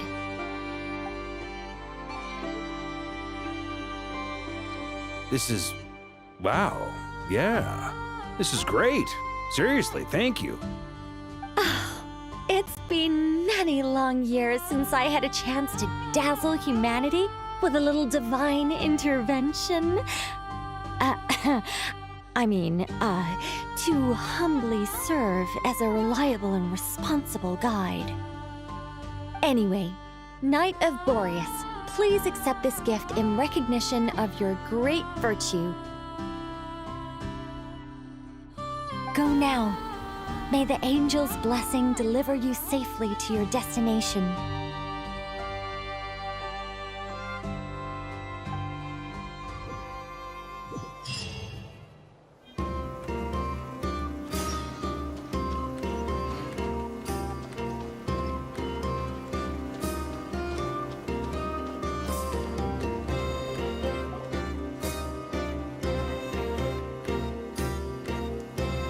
You're here. Sandrone! How glad you asked. You two are about to become the first people to lay eyes upon my masterpiece. Or should that be the first person and the first, specter? Hey! Whatever. Come, feast your eyes on this. Wow! This meter displays the progress of my formula.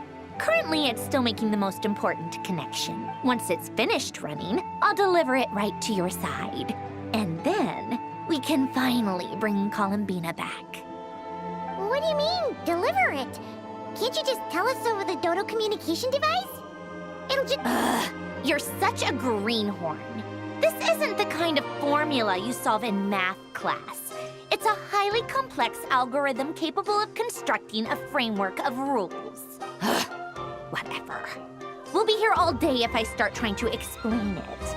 All you need to know is the formula must be completed before we can bring Columbina back. I'll share the data with you. Nicole's agreed to let me use her information channel, so we just need to use the Dodo communication device like so. There. Now you can check in on my progress. Wow! Look at that! You're amazing, Sandrone. About time you recognized my genius. Took you long enough. Anyway, that's all for me. You should check on the others if you have time. Make sure we don't have any weak links in the chain.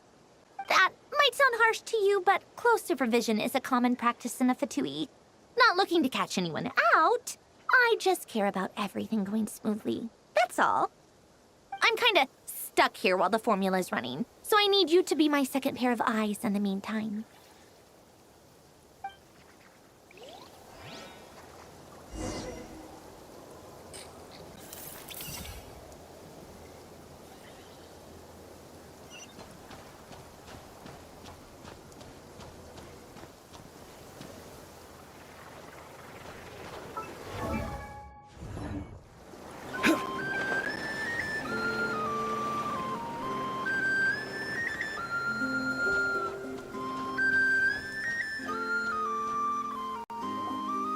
Yes, Miss Moonchanter?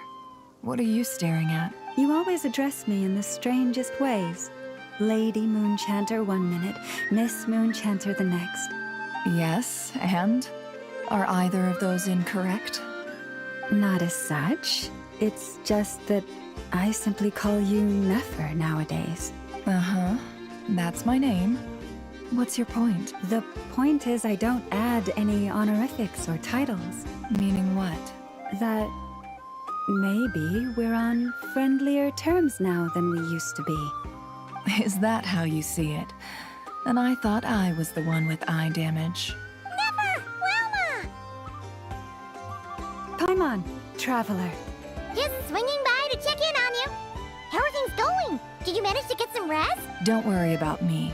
I won't slow us down. And I give my all to ensure our victory. Ah, yes. Allow me to give you two a quick checkup. Hold on. You're both in good shape.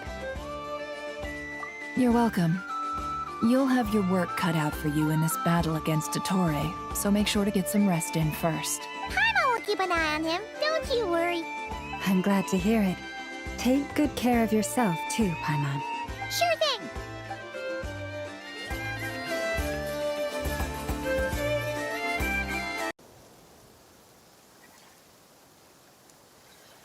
Don't worry about me. I won't slow us down. And I give my all to ensure our victory.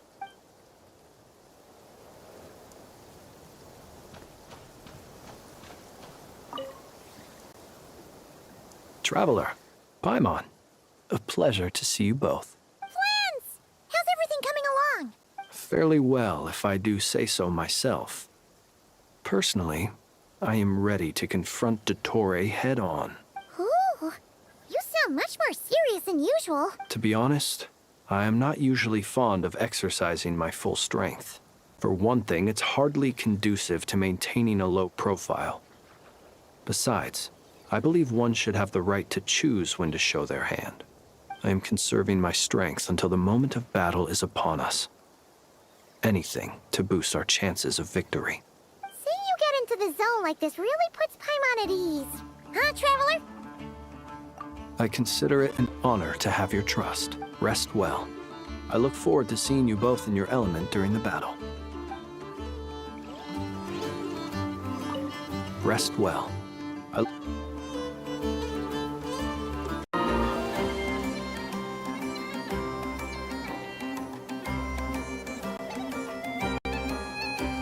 Thankfully, Miss Nicole has come to our aid. Nasha Town is now looking very well defended. Golden Flame. Yes, that's Nicole's power, all right. Based on the latest message from Grandmaster Varka, it sounds like they've reached an agreement. The situation should be more stable with her assistance. Everyone will have at least some degree of protection. Albedo! Durin! Hello there, you two. Are you well rested? That's good to hear. As per the plan, Albedo and I will be in charge of Nasha Town. As dottore's energy field expands, it's creeping ever closer in that direction. But we will do our best to hold our position. We fought side by side many times before, and always with great success. I believe this time will be no different. So don't worry about us. Focus on fighting dottore.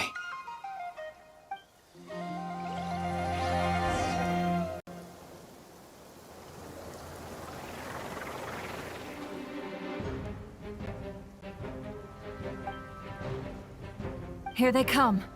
That's quite a hole. As we expected. Get ready, everyone. Take your positions and prepare to engage. Let's begin. I'm at the ready.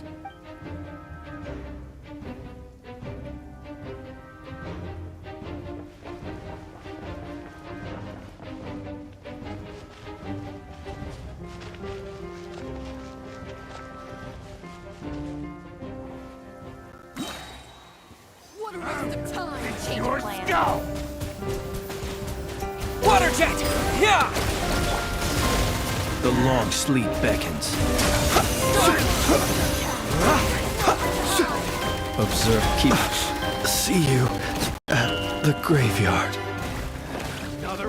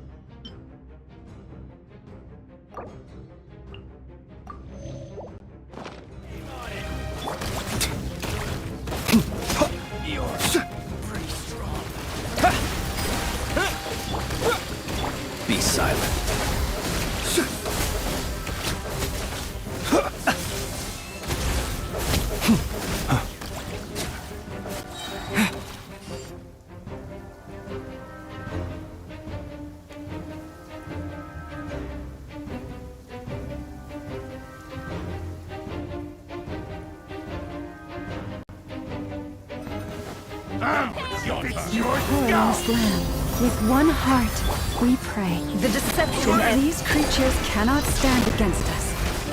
Oh, fighting talk. Just don't let your guard down.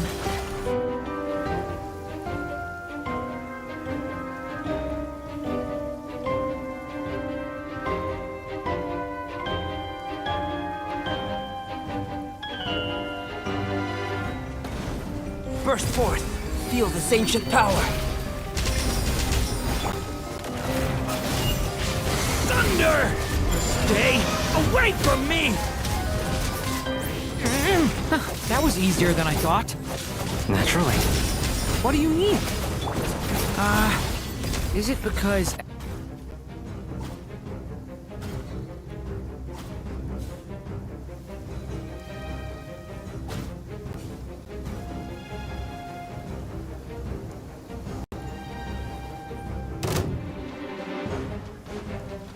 Bombs away! The night cometh. It all adds up. People have always used fire to drive away wild beasts. Wouldn't a lantern work just as well? You read my mind, my dear friend. I was just about to say that. All right then, dear friend. Bring the light! You poor lost lamb. It all adds up. Time to come clean.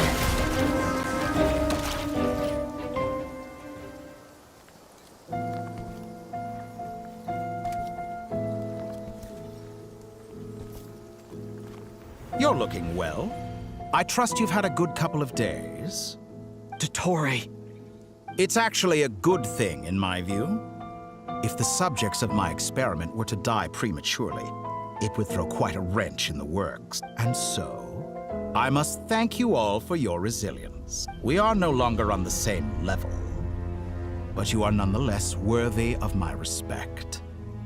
A creator god should be merciful and gracious after all. And in any case, it is only right that before I end your lives, the world is informed of the arrival of their new god.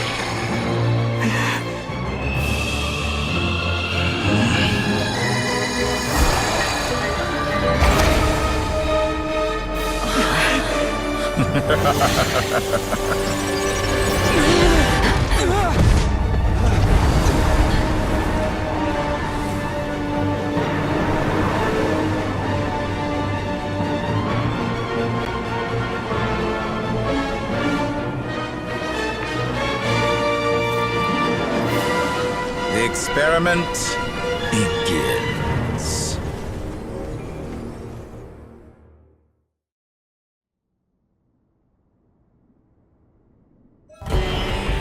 With the marrow of the 3 moons in my hand, behold the false moons fall!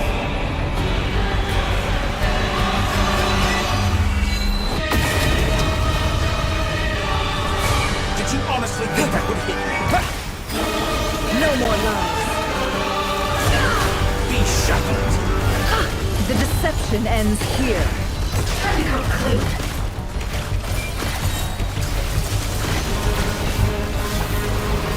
Water Yeah! The long sleep beckons. Observe, be silent.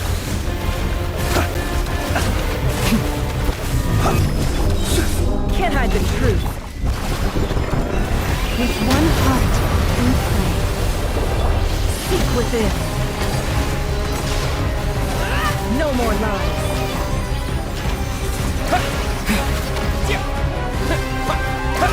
Can't hide the truth. Outdone. It all falls into place. Excellent. You barely managed to touch my reverse. It all adds up.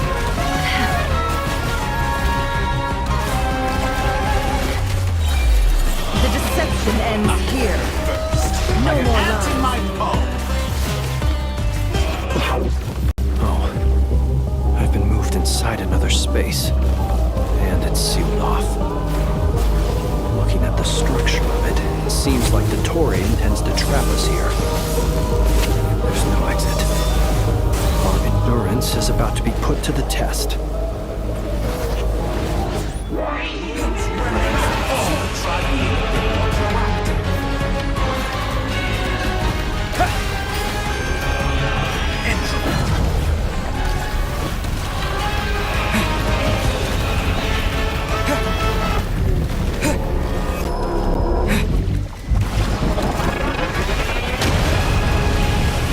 Pathetic. Bombs away! It all adds up. No more lies. For the everlasting forest. The marrow of the blue moons in my hand. Behold the false moon's fall.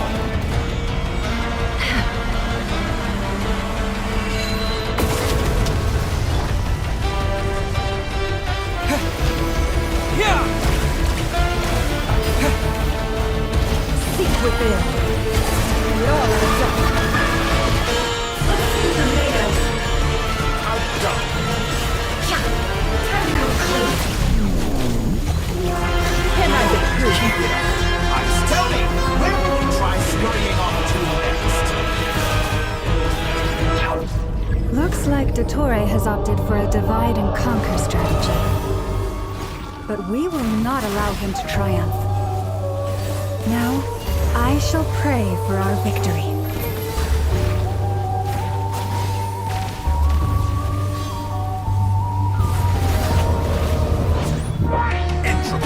Bends to me. It all adds up. Can I be true? It all falls into place. That's more like it. Some results of valor. It all adds up. I'll force it. Water jet!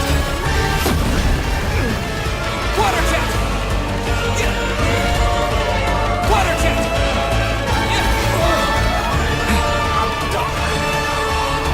Can I be true?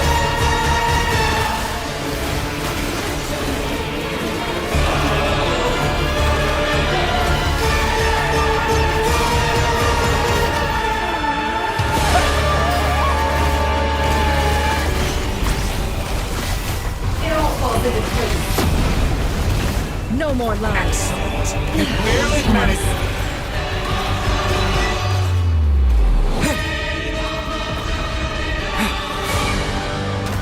Water jet! Can I be true? It all falls into place. It all adds up. Water jet! Pathetic. No more lies. Let's see tomato. Be annihilated. unravels. That which cannot stand against me. Leave. What's this supposed to be? A knockoff version of the space Columbina got trapped in? There really is no way out. We'll see about that, dottore.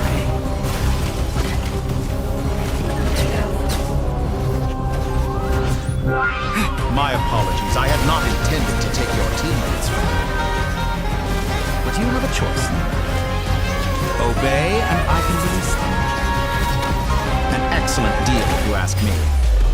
Won't you consider?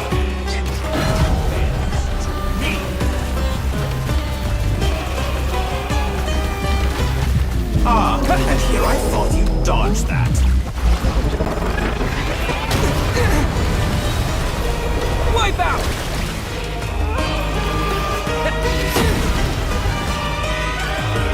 Go!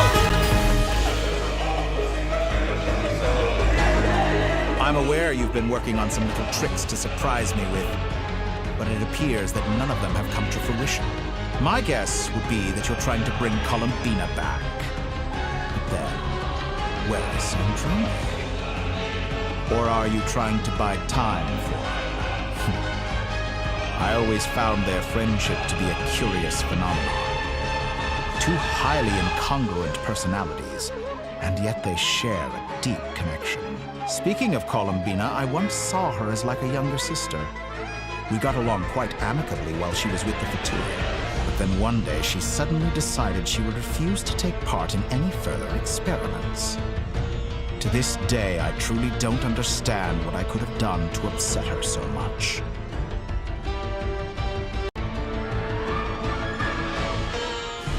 It's such a pity. I could have had a sister, a family. But alas, she grew to dislike me. You're not fit to be family to her. That I can't deny.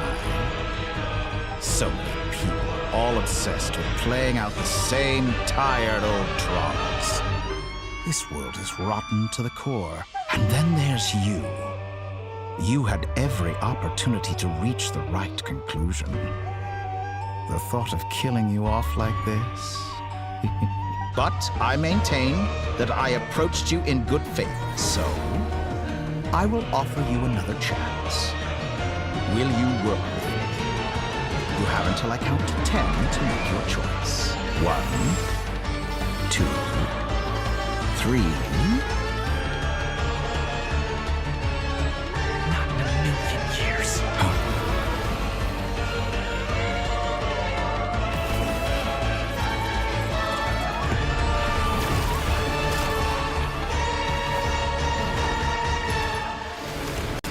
Sandrone, what a pleasant surprise.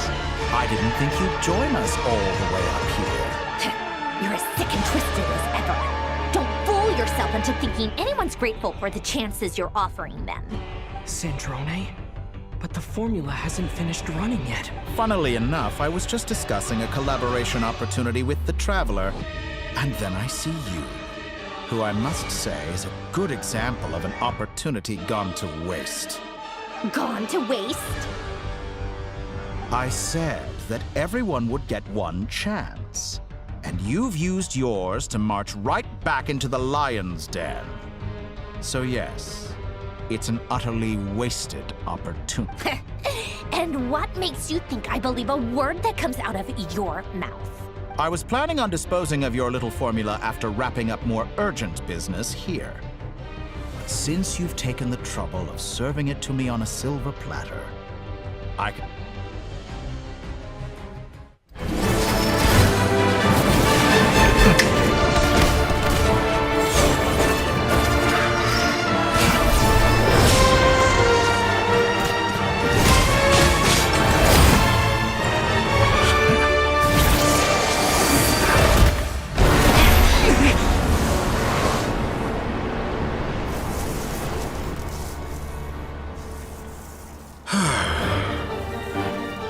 Is this your life's work? This piece of trash?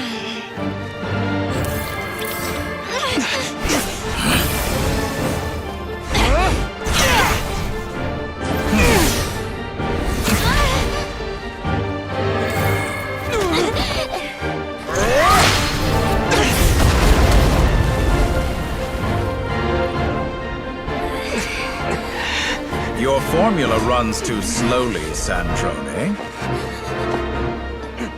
You put your hope for success on others instead of fighting dirty. That is why you have failed. Now, whom should I slay first? Any volunteers? No one? How nice of you to leave the decision to me.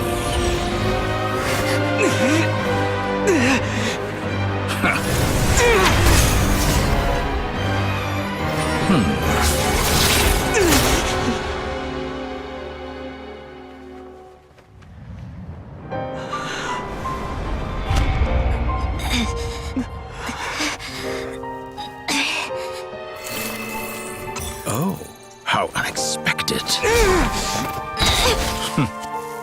Sandrone, any last words for me, comrade?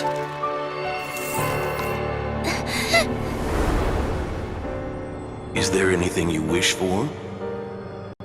Not really. But I've always known what I don't want. Go to hell, dottore.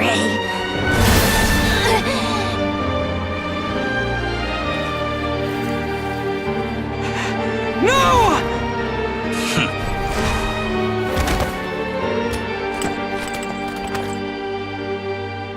And now, you have failed.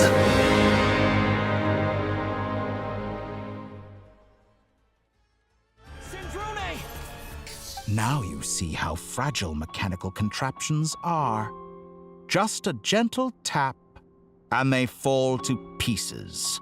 However keen of an inventor Sandrone may have been, her death spells the end of the formula that was running inside her body. Of course, I have to commend her for making it this far.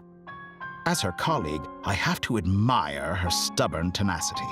Now, it is time for you to take your place by my side. My count was interrupted, but the second chance I extended to you still stands. Once again, you are welcome to join me. By now, I'm sure you have gained a greater appreciation for the power and authority I wield. What is stopping you from embracing a new world of endless possibilities? Not in the mood to talk? As you wish. You seem less talkative than usual today. I'll change the topic to something more apropos. Sandrone was always like this, never trusting anyone, always so reluctant to share her research with them. Objectively speaking, she had her strengths. It is remarkable how she extracted and even optimized the world formula from so much data. But her inability to trust was her undoing. Had she allowed someone else to monitor or run the formula for her, you might still have a chance at victory even now. But regrettably, she was a stubborn fool. As much as it pains me, she had to go. Dottore, maybe this is news to you, but people can change. Columbina surprised you when she escaped. And I think Sandrone would surprise you too. Shane? You can twist the truth however you want, but I see it clear as day. You're the one who can't trust other people. Is that how you see me?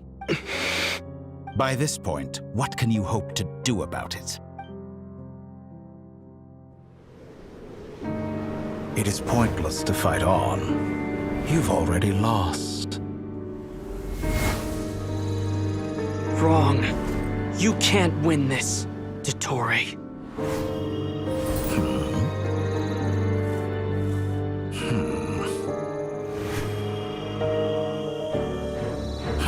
What?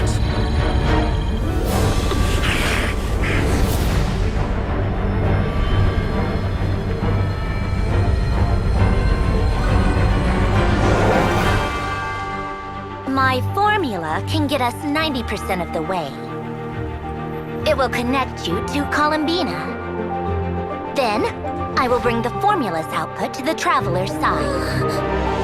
For the last 10%, do whatever it takes. Just bring the moon down.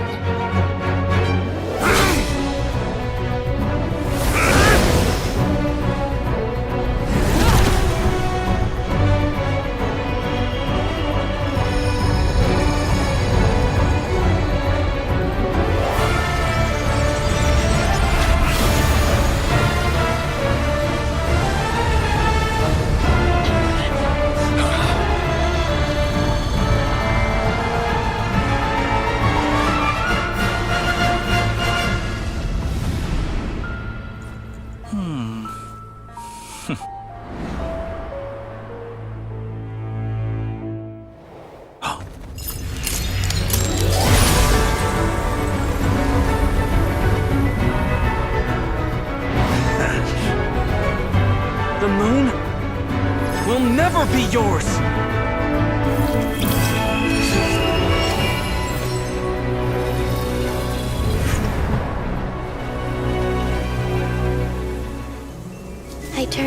body into moonlight and pour it over nodkrai. My soul, I leave here to inform my future friends. Lastly, I will hide the Trilune authority within the Frost Moon. And when my body, soul, and authority are reunited, finally... Columbina!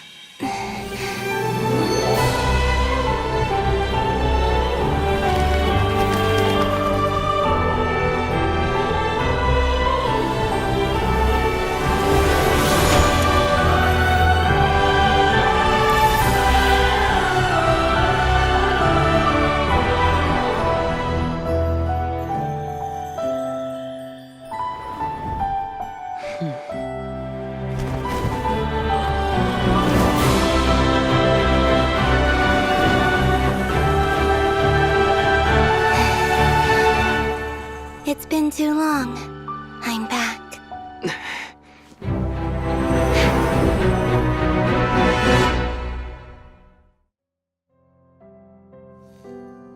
Stay focused on the battle, Traveler. What a touching reunion. Though I personally find myself repulsed by the sight of weaklings huddled together for war. Now, quite finished patting yourselves on the back. Show me how long you can struggle before you drown. Watch out, Columbina! He can manipulate space itself! I know. Wait for the right moment. We'll strike together. Moon's remnants fall. Such a simple attack, and you're already struck.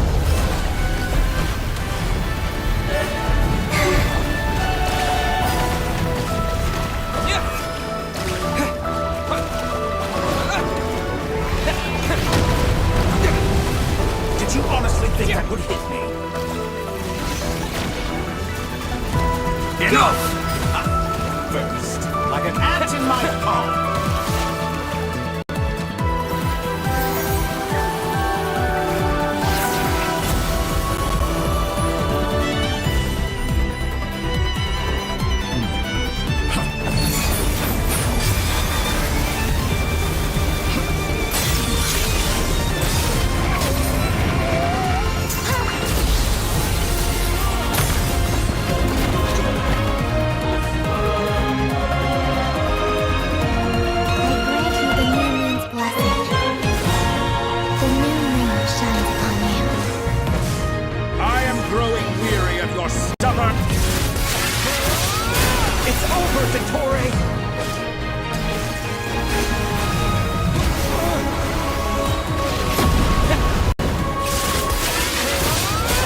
To pay for your heinous crimes! No longer must the world cower in the cold night. Our future is not yours to command! Let the moonlight dispel the darkness.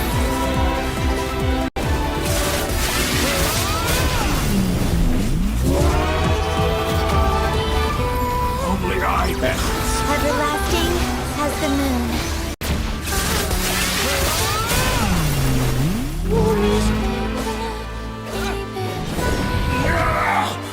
So close. I was so close to the new world. Willfully blind. How can you be so satisfied with your fate?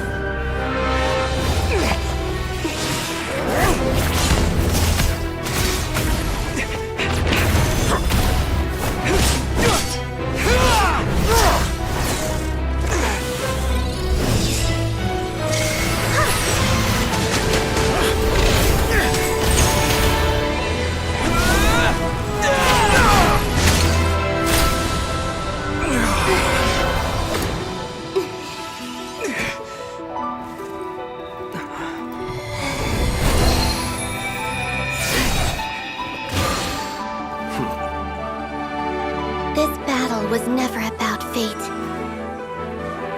It's about friends, family, and the home you stole from them. So dull. Only the weak rely on each other for comfort. Lucius, once I transcend fate, you will be nothing but fodder for my grand experiment! That will never happen.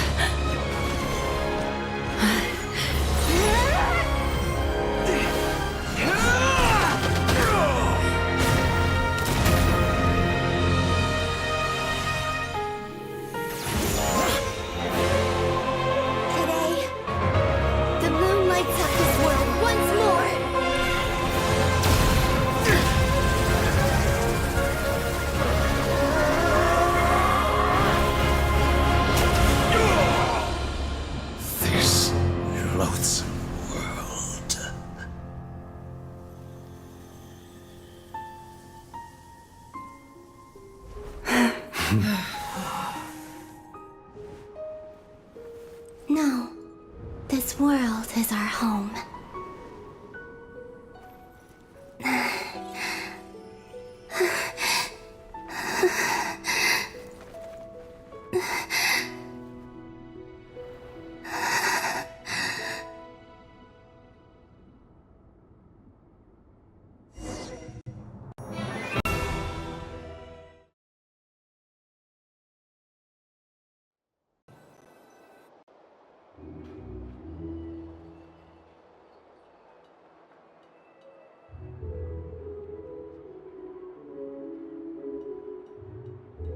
No, you're doing it wrong.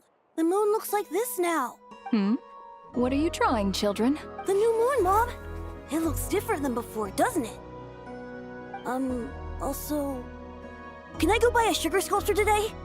Please? Just one? All right. I suppose today is a special day after all. Almost like a festival. Extra, extra! Get the latest Nasha Express here! Post-disaster report! Nasha Town reborn beneath a new moon! The voyage begins today! The future looks bright thanks to the League. Want a copy? I knew things would be different, but I didn't think that would include the moon. They say a new moon goddess has been born. A new moon goddess? Who's saying that? The Frost Moon Scion? I guess so. I'm not too clued up on the details.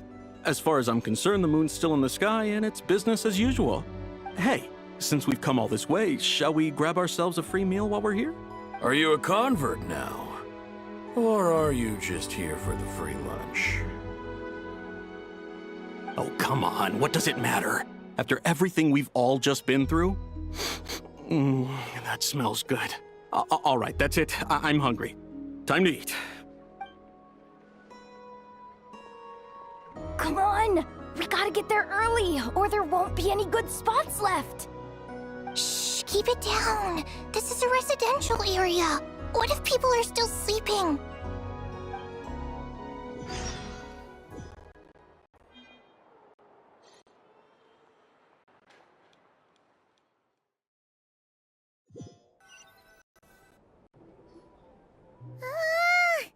Why is it so noisy outside? It's okay. Paimon was pretty much awake anyway. It's been so long since we last had a chance to relax, huh? Feels like time is moving slower than usual. What about you? Did you rest well? Still winding down from everything that's happened? Or are you wondering how our friends are doing? Or is it about what dottore said to you? Okay, if you say so. But don't push yourself, alright? Let Paimon know if you need to talk. What we just went through was a lot. It's totally normal if you need some time to get back in your groove. Luonatar disappeared after Columbina came back. Apparently, she was part of Columbina's soul or something. Still, Paimon kind gonna miss his Luanatar somehow. But anyway, you did great. So did Paimon. We all worked our butts off to contain this disaster, and in the end, we made it. So, chin up, Traveler. You should be proud of yourself. Hey, don't poke fun. You should be glad that Paimon's growing as a person. Paimon didn't think you'd mention it. You have no idea how anxious Paimon was. She was worried sick about you. Well, if you really want to show Paimon you're sorry, you're gonna need to make it up to her. You better be ready to splash out on a lavish meal.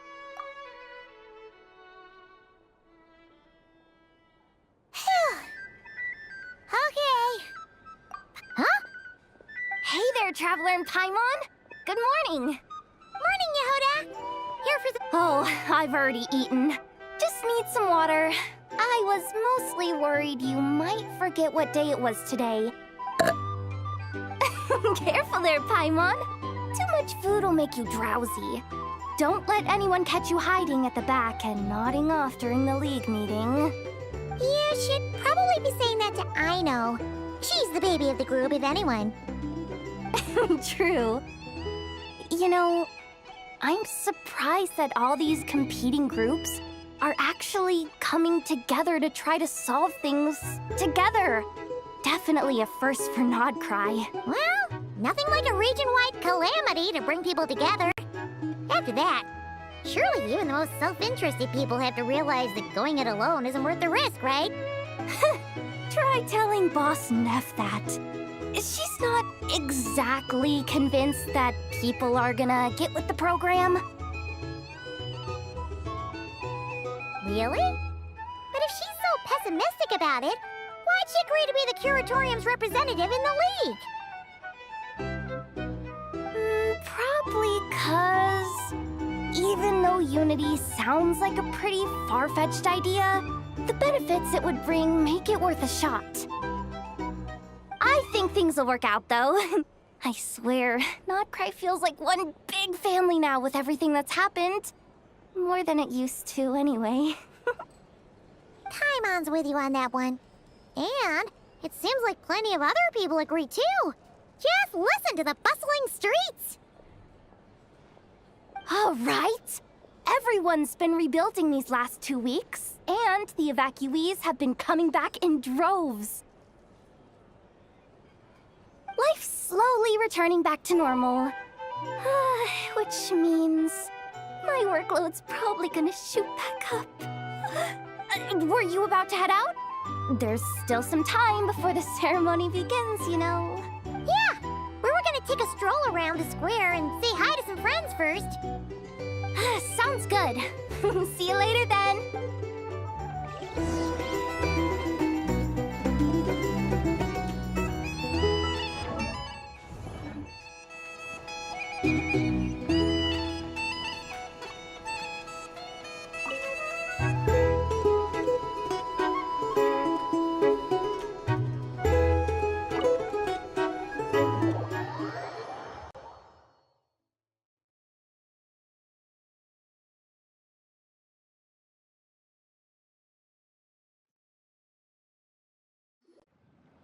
Please accept today's boon. Have a nice day. Are Paimon's eyes deceiving her? Or is that Inefa handing out food for the Frostmoon Scion? Hello there. Would you like a feast of the moon, along with some snacks of the day? So, what's new, Inefa? It was only a few days ago when we last saw you, but it looks like you've joined the Frostmoon Scions in that time. And Aino, too? What are you talking about, Paimon? We're just here to help, duh. In the wake of the disaster, it's all hands on deck. We responded to Lauma's request for support. At times like these, the smallest good deed can inspire others and help them through the hard days ahead. And we're using eggs and heating tubes to make that a reality. In true Kromkake Craft Shop style! Inefa! Did you hear that? The Traveler said I did good. The Traveler! That's because it's true, I know. Proposal. If you can resist eating today's dessert, I will provide you with compliments, too. No way! Well, that proposal got shot down quickly. I need something to get me through the hard times too, you know. Mom! Yes, dear. Go right ahead. Excuse me. Could I take a photo with the robot lady? She helped us get safely out of Nodkrai, and she helped us get back home too. She's the best. Of course she is! And since I'm the whiz kid who built her, that makes me even better than best, right? But you stole my snacks though. Oops. Shall we move to the open space near the center? The view there is better. Thank you! Aren't you the better pick for this job, Flint's? You underestimate yourself yet again, Master Ilua. Not at all. I rarely come by Nasha Town. All in good time. Socializing is a step-by-step journey. But you're much further ahead on that road, aren't you? You're not seeing the full picture. You know the truth now. My friends do not understand my habits. There is no question about it. The Lightkeepers need a representative in the League. Someone who is upright, cares about other people, and can realize their self-worth through group action.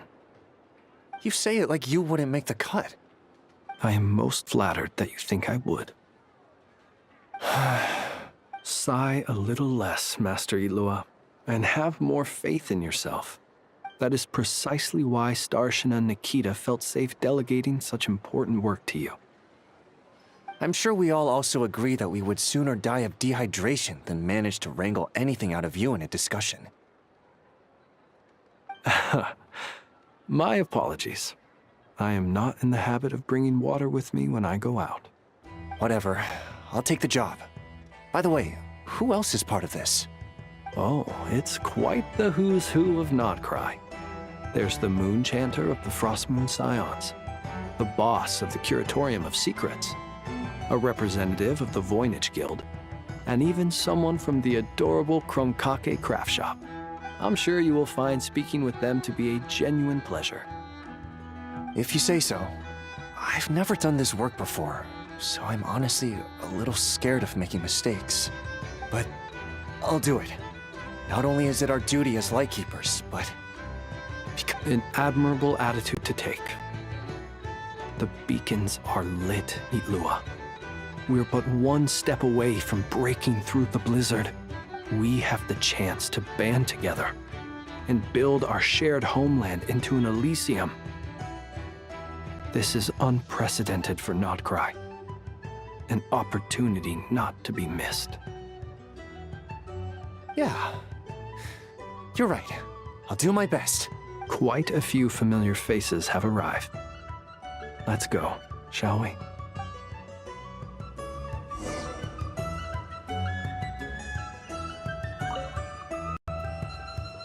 You look so cool when you fly, Miss Robot, and when you use your spear, too! And even though you took my snacks, it's pretty cool that you can build stuff like this. You've got so many inventions. It's amazing! Also, Micah, we need to go. 1 second! Please take this Feast of the Moon, as well as some snacks. Share them with your mother and your lovely family.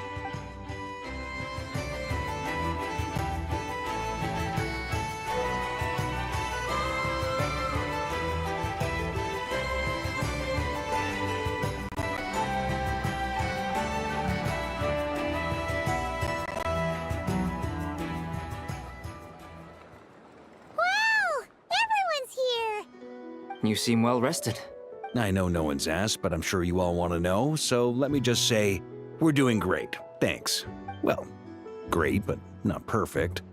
Starting to lose my mind from boredom. Can't drink a drop of alcohol while I'm waiting for my wounds to heal. I'm sure you had a sneaky swig or two. Wait, how'd you find out? I'm sure you must be missing Mondstadt after all these years away, Grandmaster. Yeah, you could say that again.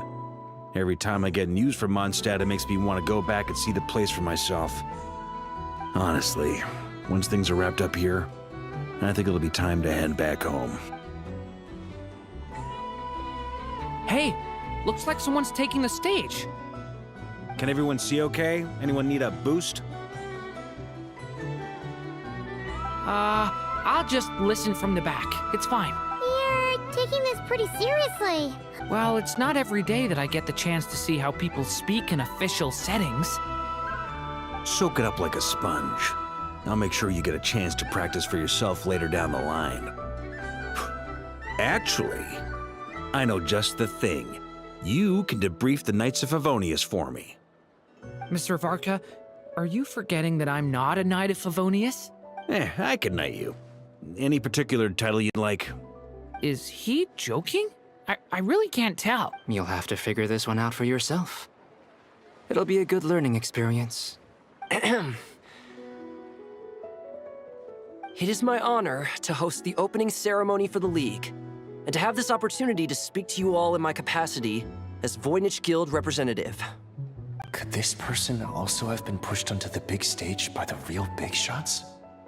Guess I'm not the only one then. We come here today, having weathered the trials and hardships of yesterday, and having learned from them the importance of unity and cooperation. All right, here we go. Uh-oh, looks like Aino's off in Dreamland already. Wait, Boss is looking kinda drowsy too. What's up with her? Come on, get the speech over with already.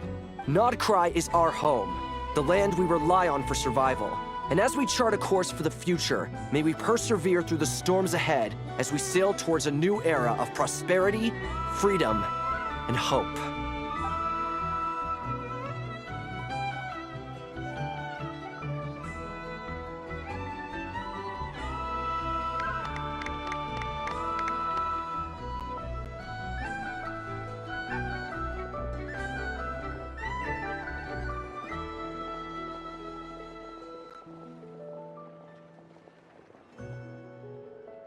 Looks like we'll have more opportunities to travel in the future. I'm sure you'll cope, Lady Moonchanter, given how fleet of foot you are. Unfortunately, I suspect I'll be too busy at the curatorium to act as your host. We have a busy schedule, not to mention an international network of contacts to manage. It'll be all right.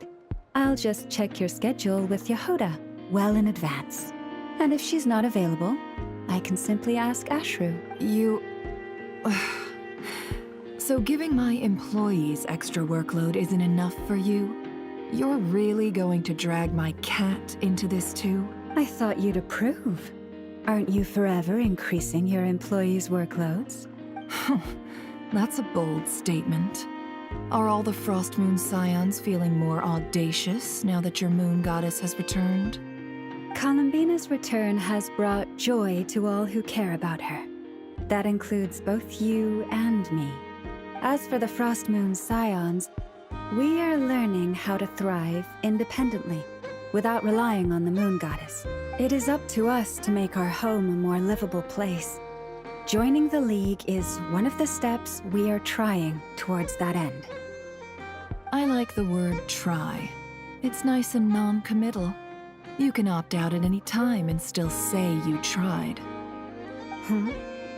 You don't see a bright future for the Frostmoon scions? Or did you mean the League? I'm just not as optimistic as you.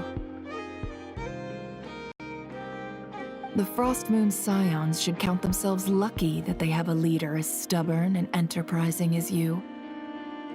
But Nodkrai's a big place, with all kinds of people. Most of them don't enjoy answering to a leader, or even listening to reason. Well, that's where you and your methods come in.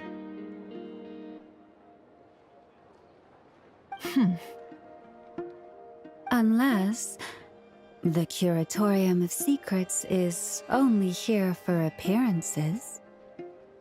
For now, yes. And that won't change until this venture becomes worth my while. What would make it worth your while? Getting out more than I put in. Right now, I'd barely break even, but I'll grant that it's a good start for Nodkrai. Then maybe it's worth a try. All right, you can stop now. Or do I have to join the frostmoonscions before you'll get off my back? You'd be very welcome to join us. Hey, you two! Congrats on all your hard work! What are you chatting about?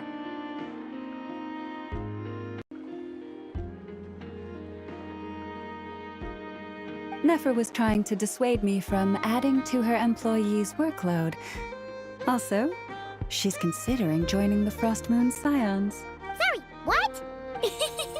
Your conversations are always the most interesting. Would you two care to join me for some tea before heading to your next destination?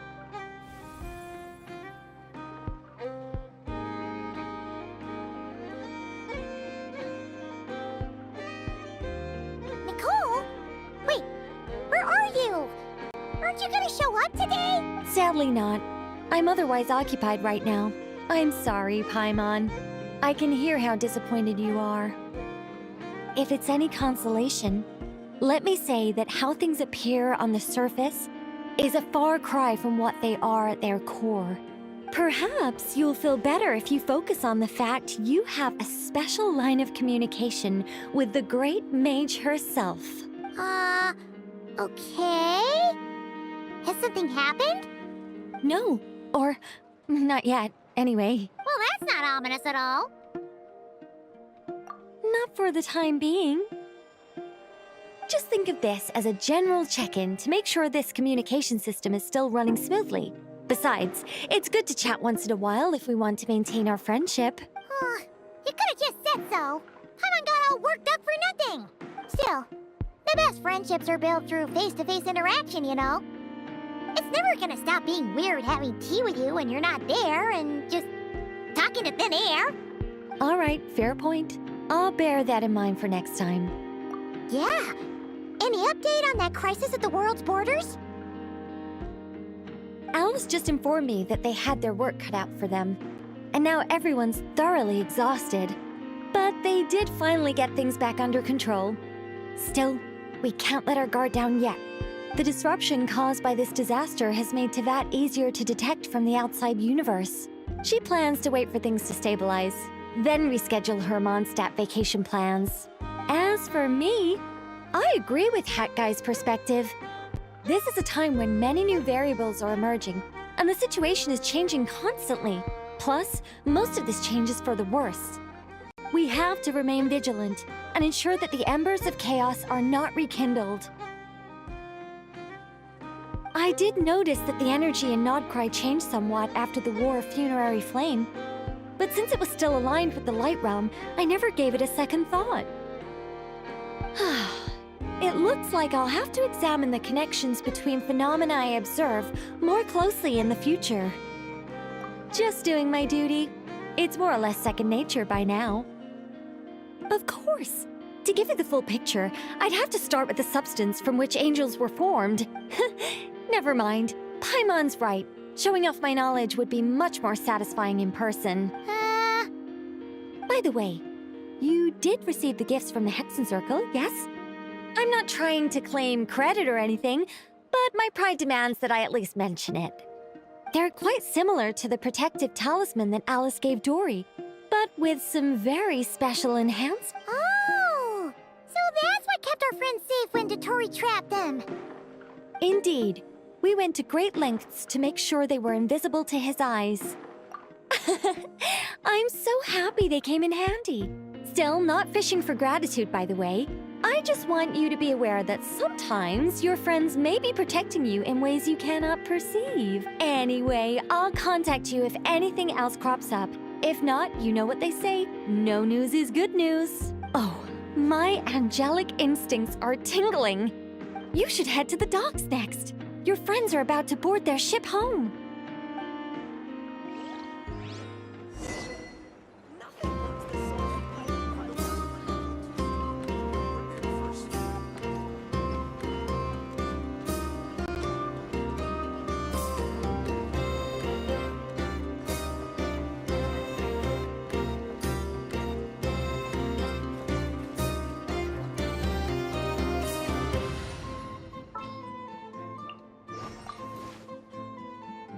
Just what will we come across?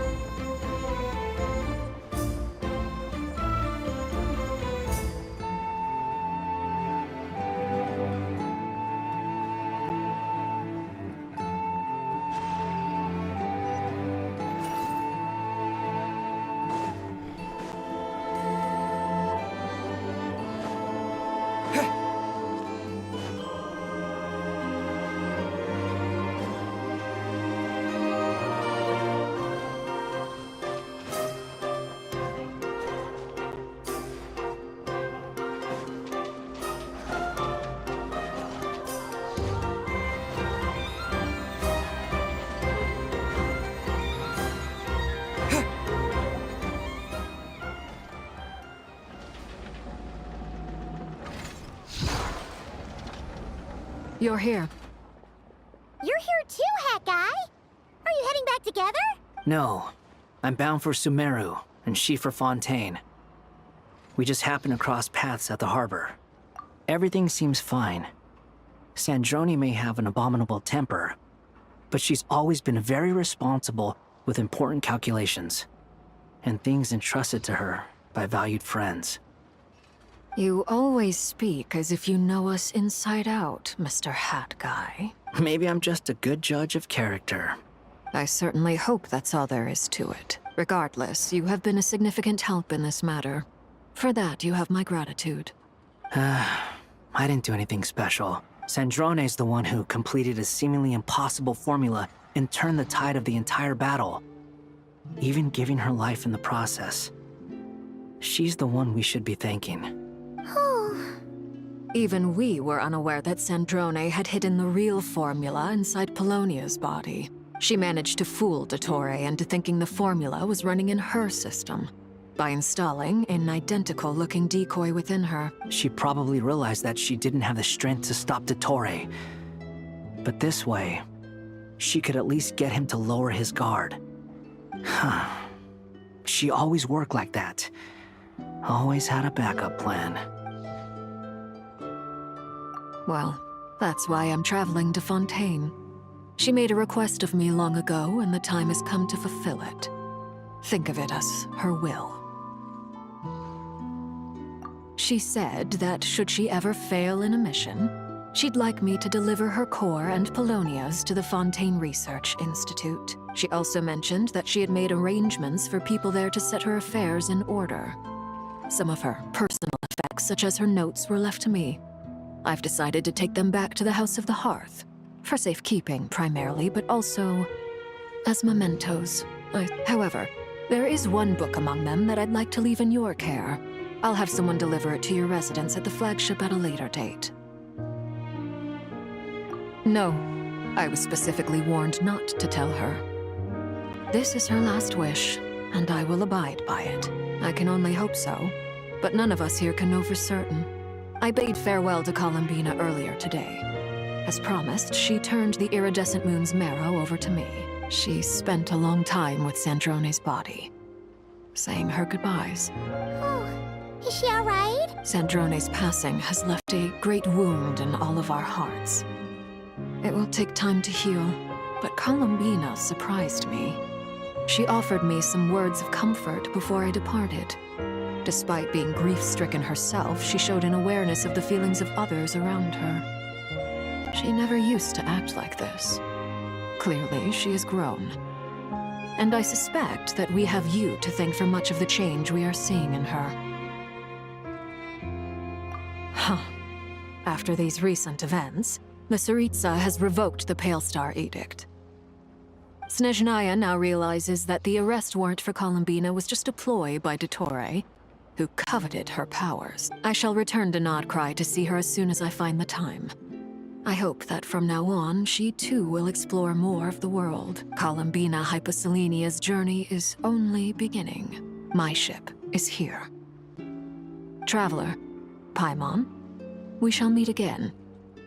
You too, Hat Guy. What are you still bumming around for? I thought today was the day you'd agreed with her to go find out the truth about your sibling. You're afraid you won't like the truth when you see it. Well, this is new. Don't say that! Wouldn't you be if you were in this situation? Fair point. But I'd say I have more experience facing up to unpleasant truths than the Traveler. They say blood's thicker than water. I know how much you need your family back. More than you need any of your friends. And I'm sure that all your real friends understand that too. No matter what the truth turns out to be, they will stick by you and support you, whatever decision you make. Finding the truth is important. But more important still is what you choose to do once you've found it. At least, that's the life lesson I've learned from my experience, grappling with the truth. What? Now that Dottore's dead and gone? A little, I guess. But it hasn't solved everything. Maybe I regret not getting to end his life with my own hands. Or maybe it's something else. But for whatever reason, I still feel like I have a chip on my shoulder. Either way, I'm going back to Sumeru. Lesser Lord Kusanali is gonna need help dealing with all the chaos Dottore left in his wake. Not just from this incident, but everything he did in the past, too. You should continue with your journey, as you've always done. Who knows? Maybe we'll meet again someplace else. So, what should we do now? If you want to explore a bit more to steady those nerves, Paimon's game. After all, when Columbina said she knew where your ship was hidden, Paimon promised to give you two some alone time with the truth. It hasn't been all that long since we were last apart, sure, but with Columbina there, Paimon's sure things will be just dandy. Ain't no biggie. Paimon might be all about that food and fun, but she knows how to do right by people. Paimon's sure you'd prefer to digest the news about your sister in peace. But, no matter what you see, just know you can share it with Paimon. Of course, as long as it's not super private. If you can't make sense of something, let's give it some thought together. And even if we both can't figure it out, Paimon can at least treat you to a nice meal. Glad to hear it. Feel better now? Alrighty. Next up, time to meet with Columbina.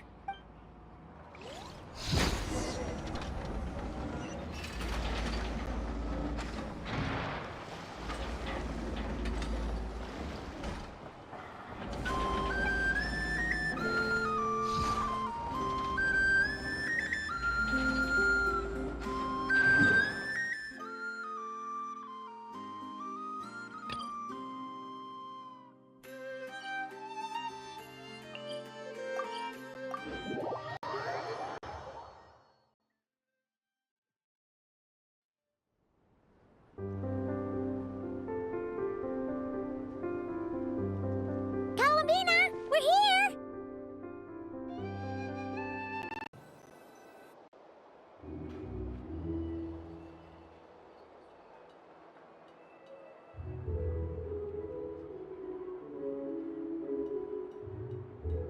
No, you're doing it wrong. The moon looks like this now. What are you trying, children? The new moon, Mom. It looks different than before, doesn't it? Also... Can I go buy a sugar sculpture today? Please? Just one? All right. I suppose today is a special day after all. Almost like a festival. Extra, extra!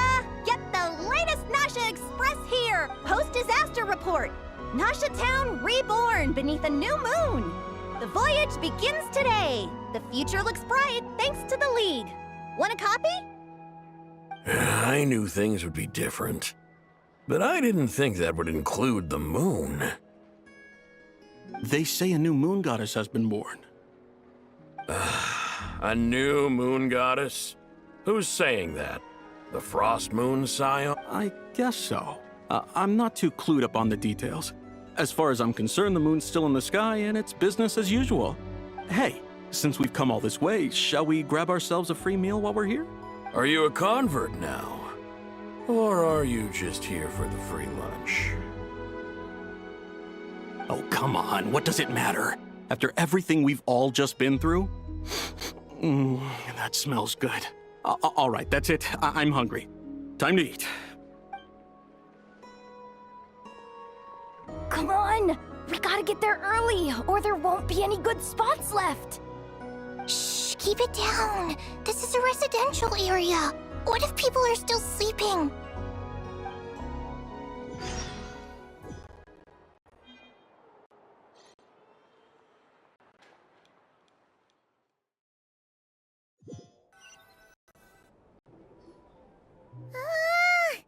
Why is it so noisy outside?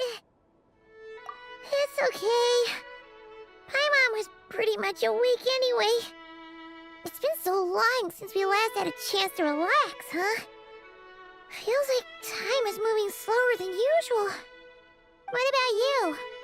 Did you rest well? Still winding down from everything that's happened? Or are you wondering how our friends are doing? Or is it about what dottore said to you? Okay, if you say so. But don't push yourself, alright? Let Paimon know if you need to talk. What we just went through was a lot. It's totally normal if you need some time to get back in your groove. Luanatar disappeared after Columbina came back. Apparently, she was part of Columbina's soul or something. Still, Paimon kind of misses Luanatar somehow. But anyway, you did great. So did Paimon.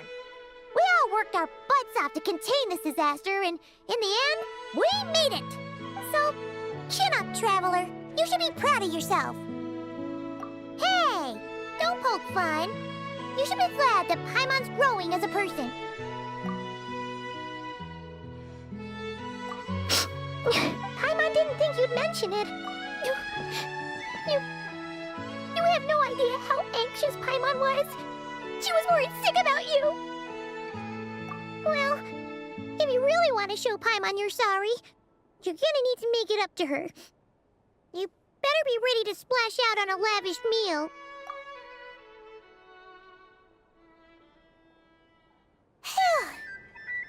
Okay.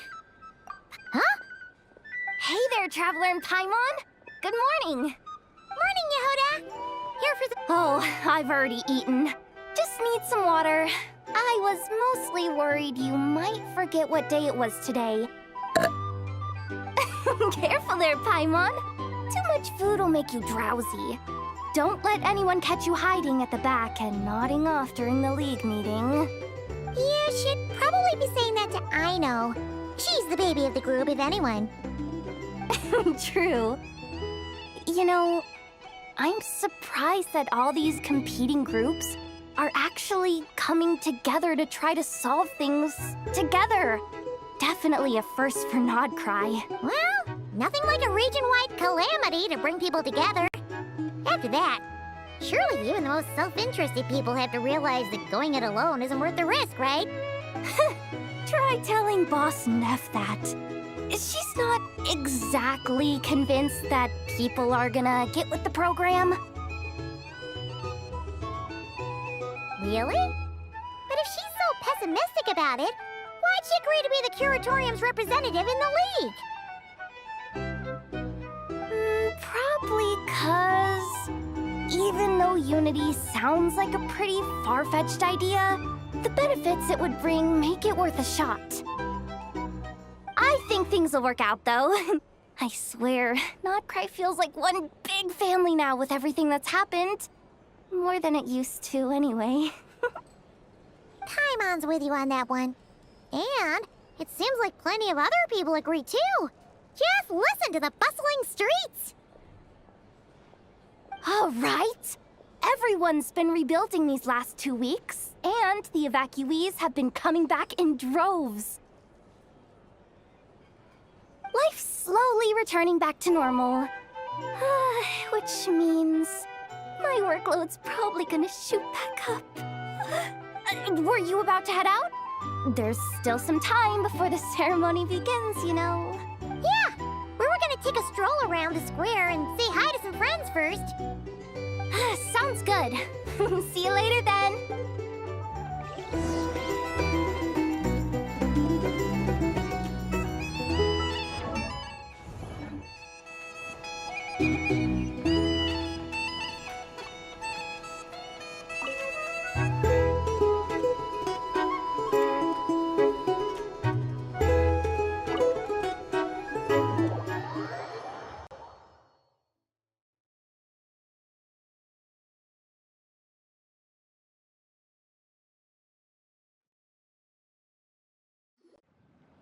Please accept today's boon. Have a nice day. Are Paimon's eyes deceiving her? Or is that Inefa handing out food for the Frostmoon Scion? Hello there. Would you like a feast of the moon, along with some snacks of the day? So, what's new, Inefa? It was only a few days ago when we last saw you, but It looks like you've joined the frostmoonscions in that time. And I know too? What are you talking about, Paimon? We're just here to help.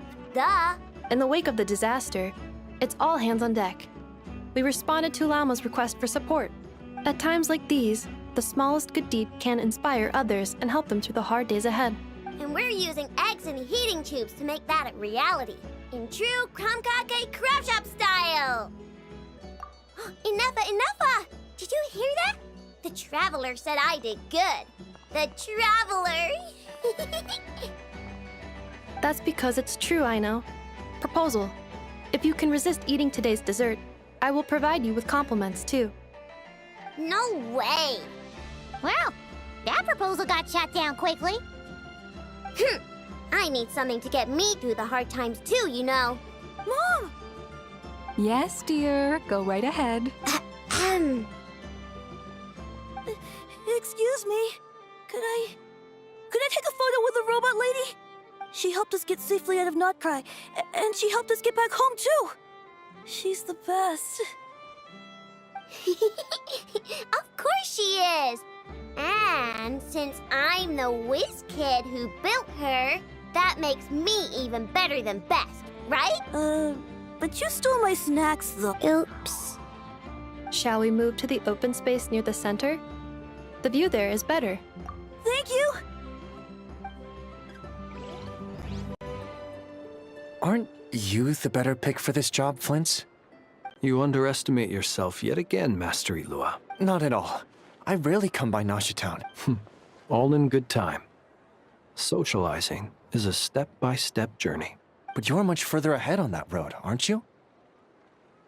You're not seeing the full picture. You know the truth now. My friends do not understand my habits. There is no question about it. The Lightkeepers need a representative in the League. Someone who is upright, cares about other people, and can realize their self-worth through group action. You say it like you wouldn't make the cut. I am most flattered that you think I would. Sigh a little less, Master Ilua, and have more faith in yourself. That is precisely why Starshina Nikita felt safe delegating such important work to you. I'm sure we all also agree that we would sooner die of dehydration than manage to wrangle anything out of you in a discussion. My apologies. I am not in the habit of bringing water with me when I go out. Whatever. I'll take the job. By the way, who else is part of this? Oh, it's quite the who's who of Nodkrai. There's the Moon Chanter of the Frostmoonscions, the boss of the Curatorium of Secrets, a representative of the Voynichguild, and even someone from the adorable Kromkake craft shop. I'm sure you will find speaking with them to be a genuine pleasure. If you say so. I've never done this work before, so I'm honestly a little scared of making mistakes. But I'll do it. Not only is it our duty as Lightkeepers, but... An admirable attitude to take. The beacons are lit, Ilua. We're but one step away from breaking through the blizzard. We have the chance to band together and build our shared homeland into an Elysium. This is unprecedented for Nodkrai. An opportunity not to be missed. Yeah. You're right. I'll do my best. Quite a few familiar faces have arrived. Let's go, shall we?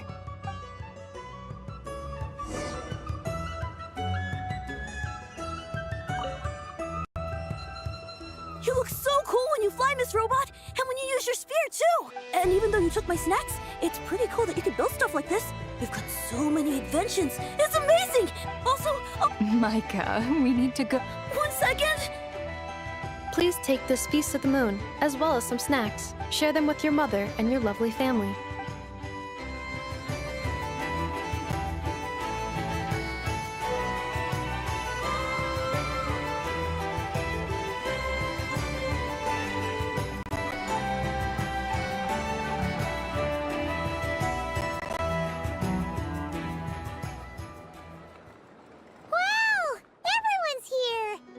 You seem well rested. I know no one's asked, but I'm sure you all want to know, so let me just say, we're doing great. Thanks. Well, great, but not perfect. Starting to lose my mind from boredom. Can't drink a drop of alcohol while I'm waiting for my wounds to heal. I'm sure you had a sneaky swig or two. Wait, how'd you find out? I'm sure you must be missing Mondstadt after all these years away, Grandmaster. Yeah, you could say that again. Every time I get news from Mondstadt, it makes me want to go back and see the place for myself. Honestly, once things are wrapped up here, I think it'll be time to head back home. Hey, looks like someone's taking the stage. Can everyone see okay? Anyone need a boost? I'll just listen from the back. It's fine. You're taking this pretty seriously. Well, it's not every day that I get the chance to see how people speak in official settings. Soak it up like a sponge. I'll make sure you get a chance to practice for yourself later down the line. Actually, I know just the thing. You can debrief the Knights of Favonius for me. Mr. Varka, are you forgetting that I'm not a Knight of Favonius? I can knight you. Any particular title you'd like? Is he joking? I really can't tell. You'll have to figure this one out for yourself. It'll be a good learning experience. It is my honor to host the opening ceremony for the League, and to have this opportunity to speak to you all in my capacity as Voynichguild representative. Could this person also have been pushed onto the big stage by the real big shots? Guess I'm not the only one then. We come here today, having weathered the trials and hardships of yesterday, and having learned from them the importance of unity and cooperation. All right, here we go. Uh-oh, looks like Aino's off in Dreamland already. Wait, Boss is looking kinda drowsy too. What's up with her? Come on, get the speech over with already. Nodkrai is our home, the land we rely on for survival. And as we chart a course for the future, may we persevere through the storms ahead as we sail towards a new era of prosperity, freedom, and hope.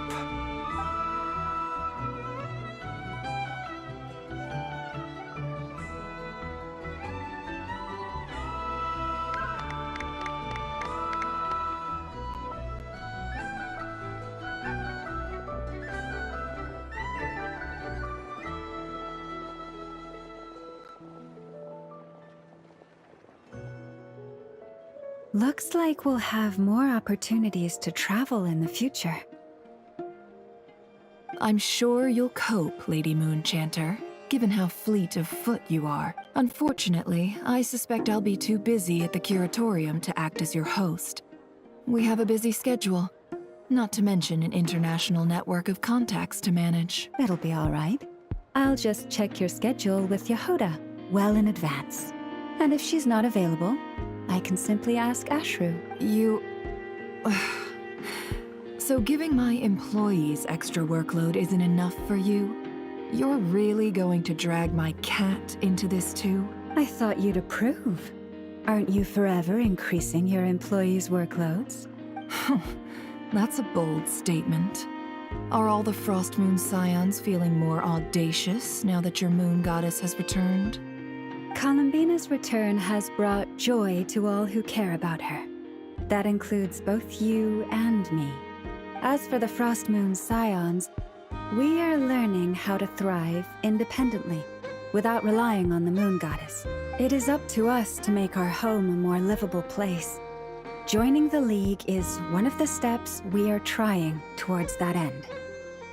I like the word try. It's nice and non-committal. You can opt out at any time and still say you tried. You don't see a bright future for the frostmoonscions? Or did you mean the League? I'm just not as optimistic as you. The frostmoonscions should count themselves lucky that they have a leader as stubborn and enterprising as you. But nodkrai's a big place, with all kinds of people. Most of them don't enjoy answering to a leader, or even listening to reason. Well, that's where you and your methods come in.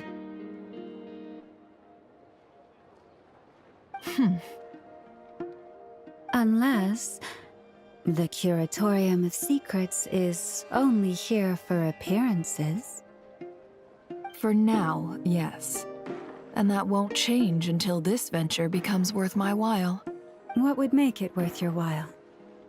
Getting out more than I put in. Right now, I'd barely break even, but I'll grant that it's a good start for nodkrai. Then maybe it's worth a try. All right, you can stop now. Or do I have to join the frostmoonscions before you'll get off my back? You'd be very welcome to join us. Hey, you two! Congrats on all your hard work! What are you chatting about?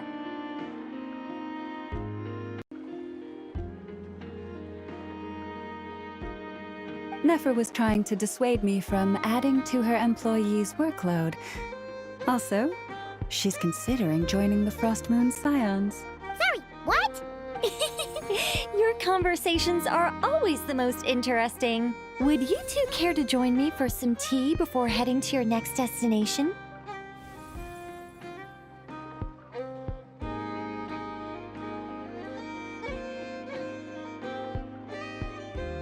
Nicole? Wait, where are you? Aren't you gonna show up today? Sadly not. I'm otherwise occupied right now. I'm sorry, Paimon. I can hear how disappointed you are. If it's any consolation, let me say that how things appear on the surface is a far cry from what they are at their core. Perhaps you'll feel better if you focus on the fact you have a special line of communication with the great mage herself. Okay? Has something happened? No, or not yet, anyway. Well, that's not ominous at all. Not for the time being. Just think of this as a general check-in to make sure this communication system is still running smoothly. Besides, it's good to chat once in a while if we want to maintain our friendship. You could've just said so. Haven't got all worked up for nothing. Still, the best friendships are built through face-to-face interaction, you know? It's never gonna stop being weird having tea with you when you're not there and just talking to thin air. All right, fair point. I'll bear that in mind for next time. Yeah. Any update on that crisis at the world's borders? Alice just informed me that they had their work cut out for them. And now everyone's thoroughly exhausted. But they did finally get things back under control. Still, we can't let our guard down yet. The disruption caused by this disaster has made Teyvat easier to detect from the outside universe. She plans to wait for things to stabilize, then reschedule her Mondstadt vacation plans. As for me, I agree with Hat Guy's perspective. This is a time when many new variables are emerging, and the situation is changing constantly. Plus, most of this change is for the worse. We have to remain vigilant and ensure that the embers of chaos are not rekindled. I did notice that the energy in nodkrai changed somewhat after the War of Funerary Flame, but since it was still aligned with the Light Realm, I never gave it a second thought. It looks like I'll have to examine the connections between phenomena I observe more closely in the future. Just doing my duty. It's more or less second nature by now. Of course. To give you the full picture, I'd have to start with the substance from which angels were formed. Never mind. Paimon's right. Showing off my knowledge would be much more satisfying in person. By the way, you did receive the gifts from the Hexen Circle, yes? I'm not trying to claim credit or anything, but my pride demands that I at least mention it. They're quite similar to the protective talisman that Alice gave Dory, but with some very special enhancements. Oh! So that's what kept our friends safe when dottore trapped them. Indeed. We went to great lengths to make sure they were invisible to his eyes. I'm so happy they came in handy. Still, not fishing for gratitude, by the way. I just want you to be aware that sometimes your friends may be protecting you in ways you cannot perceive. Anyway, I'll contact you if anything else crops up. If not, you know what they say, no news is good news. Oh, My angelic instincts are tingling. You should head to the docks next. Your friends are about to board their ship home.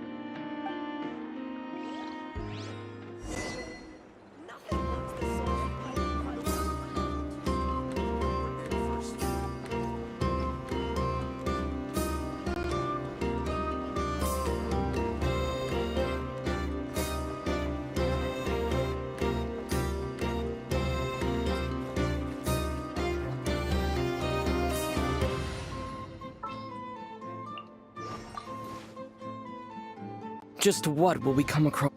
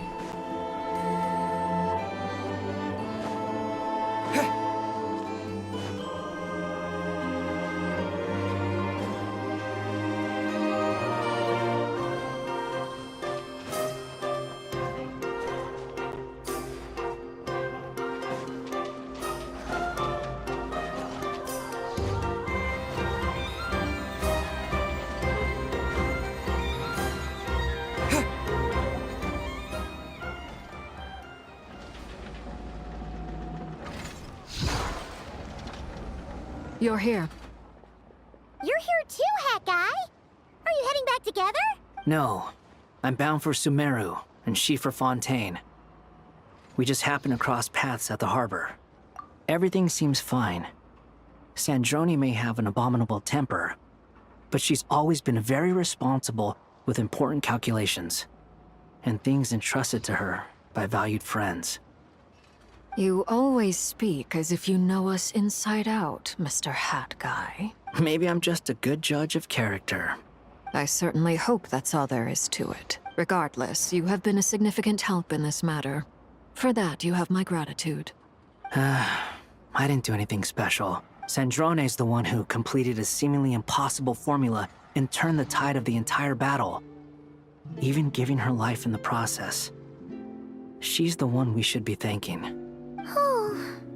Even we were unaware that Sandrone had hidden the real formula inside Polonia's body. She managed to fool dottore into thinking the formula was running in her system by installing an identical-looking decoy within her. She probably realized that she didn't have the strength to stop dottore. But this way, she could at least get him to lower his guard. She always worked like that. Always had a backup plan. Well, that's why I'm traveling to Fontaine. She made a request of me long ago, and the time has come to fulfill it. Think of it as her will. She said that should she ever fail in a mission, she'd like me to deliver her core and Polonia's to the Fontaine Research Institute. She also mentioned that she had made arrangements for people there to set her affairs in order. Some of her personal effects, such as her notes, were left to me. I've decided to take them back to the House of the Hearth, for safekeeping primarily, but also as mementos. However, there is one book among them that I'd like to leave in your care. I'll have someone deliver it to your residence at the flagship at a later date. No, I was specifically warned not to tell her. This is her last wish, and I will abide by it.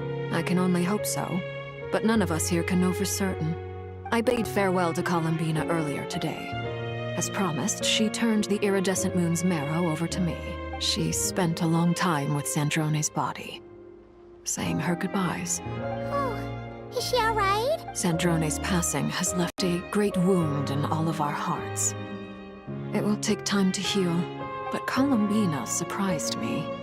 She offered me some words of comfort before I departed. Despite being grief-stricken herself, she showed an awareness of the feelings of others around her. She never used to act like this. Clearly, she has grown. And I suspect that we have you to thank for much of the change we are seeing in her. After these recent events, The Tsaritsa has revoked the Pale Star Edict. Snezhnaya now realizes that the arrest warrant for Columbina was just a ploy by dottore, who coveted her powers. I shall return to Nodkrai to see her as soon as I find the time. I hope that from now on, she too will explore more of the world. Columbina Hyposelenia's journey is only beginning. My ship is here. Traveler, Paimon, we shall meet again. You too, Hat Guy. What are you still bumming around for? I thought today was the day you'd agreed with her to go find out the truth about your sibling. You're afraid you won't like the truth when you see it. Well, this is new. Don't say that! Wouldn't you be a viewer in this situation? Fair point. But I'd say I have more experience facing up to unpleasant truths than the Traveler. They say blood's thicker than water. I know how much you need your family back. More than you need any of your friends. And I'm sure that all your real friends understand that too. No matter what the truth turns out to be, they will stick by you and support you, whatever decision you make. Finding the truth is important. But more important still is what you choose to do once you've found it. At least, that's the life lesson I've learned from my experience, grappling with the truth. What? Now that Dottore's dead and gone? A little, I guess. But it hasn't solved everything. Maybe I regret not getting to end his life with my own hands. Or maybe it's something else. But for whatever reason, I still feel like I have a chip on my shoulder. Either way, I'm going back to Sumeru. Lesser Lord Kusanali is gonna need help dealing with all the chaos Dottore left in his wake. Not just from this incident, but everything he did in the past, too. You should continue with your journey, as you've always done. Who knows? Maybe we'll meet again someplace else. So, what should we do now? If you want to explore a bit more to steady those nerves, Paimon's game. After all, when Columbina said she knew where your ship was hidden, Paimon promised to give you two some alone time with the truth.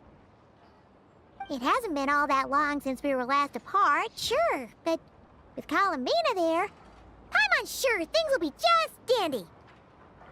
Ain't no biggie. Paimon might be all about that food and fun, but she knows how to do right by people.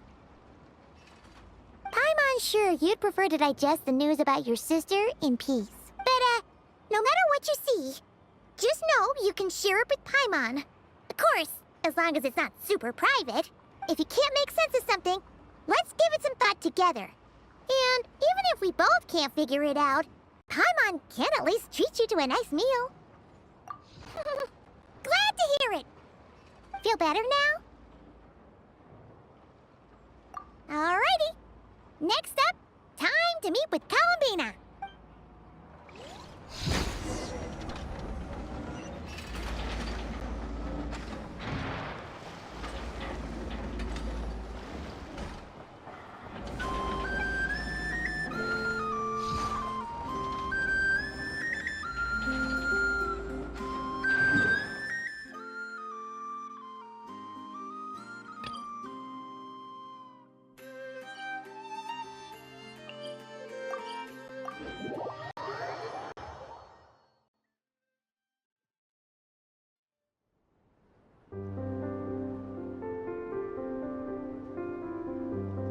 Columbina, we're here!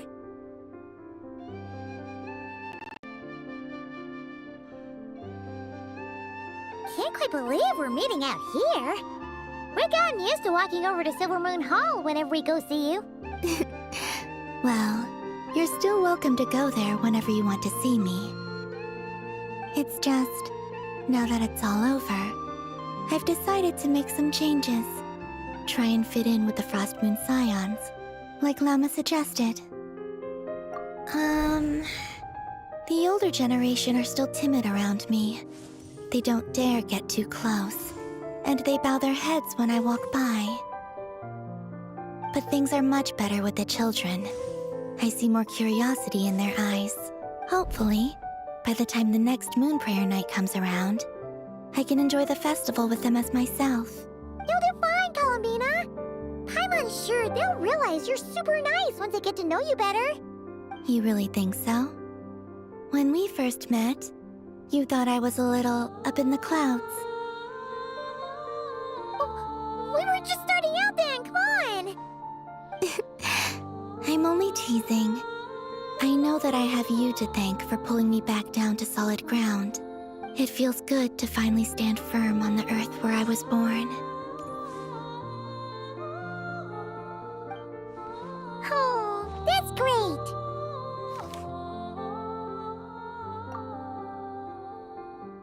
Thank you. I'll make sure not to lose it this time. Well then, are you ready? Lumine, what happened to our spaceship back then? Why did you leave? It's time to learn the truth at last. Ready as I'll ever be. Good. Then let me open the way for you.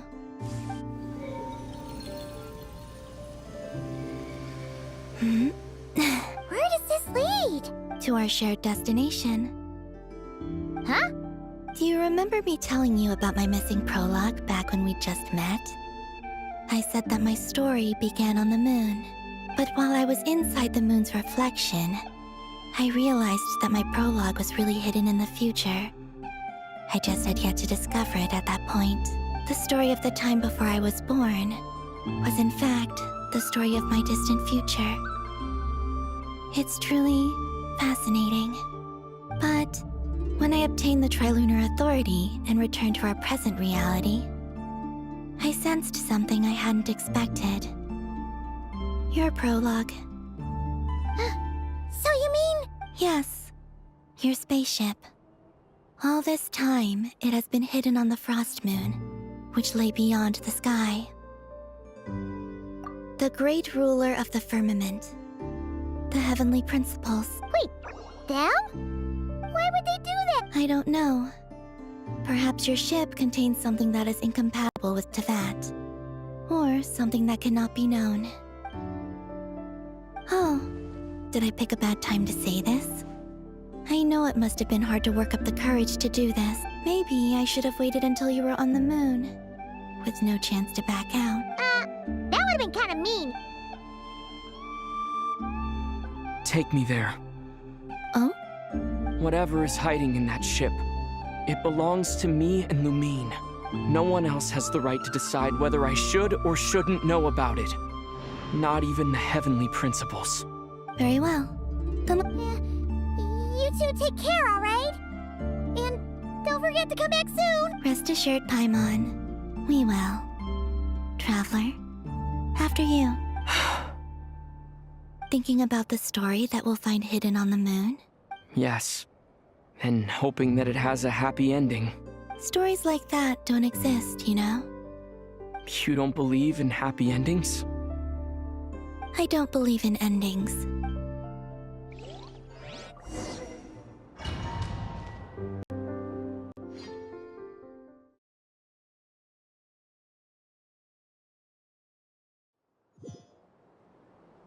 Where am I?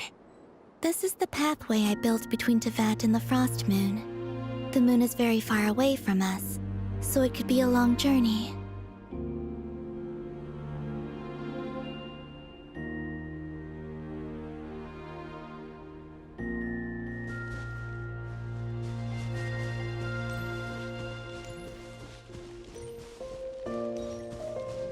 After I obtained the Trilunar Authority, I unwittingly saw past events from many of my friends' lives.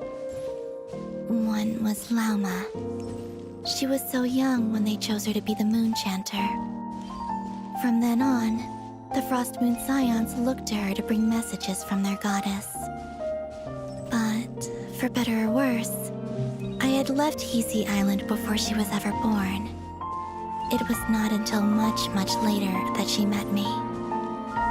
I think it's for the best. Because of the way things turned out. you had the opportunity to become friends. You're right. In that sense, I think we were both very lucky.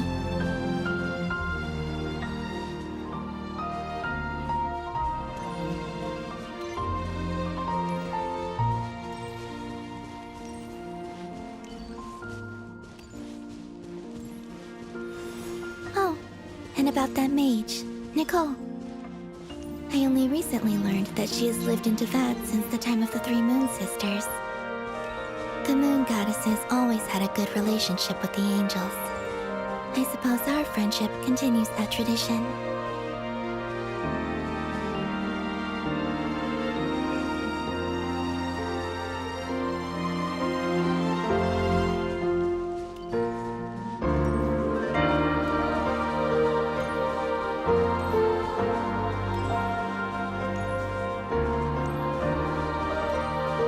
And then, there's Sandrone.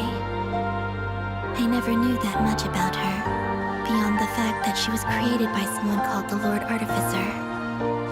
She, too, suffered for a long time before joining the Fatui.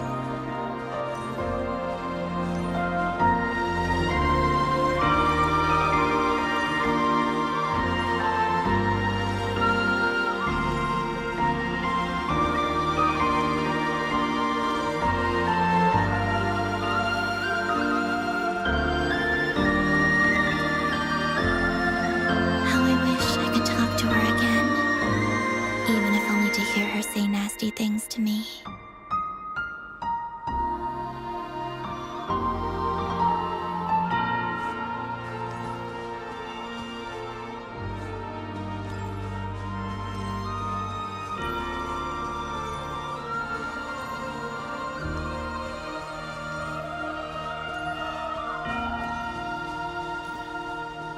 Also, I saw your sibling's story. I'm afraid I didn't see much. It seems that she rarely came to the surface, where the moonlight shines. But I did notice that back when you first set out on your journey, she would often appear nearby, gazing at you from afar with a guilty look in her eyes. Lumine. Let us speak no more of the past. I probably shouldn't reveal so much about my friends. It's not my place. Let the moonlight carry us forth. We are very close now.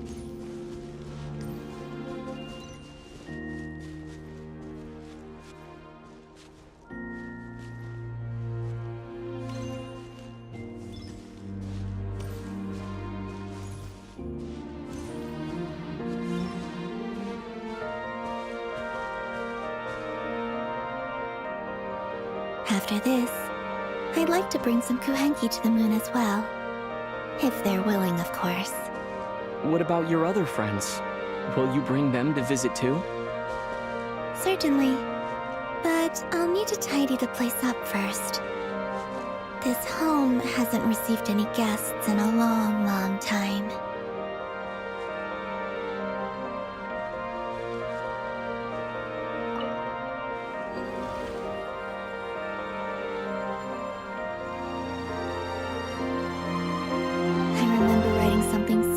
You on Moon Prayer Night. I believe it was called... Dodoko's Whirligig. Yes, that was it. You asked me if I was afraid to return to the moon, and I said that I was. The idea that I had gained something precious, only to lose it so quickly, that frightened me. But I'm not afraid anymore. Besides, this time, we're traveling together.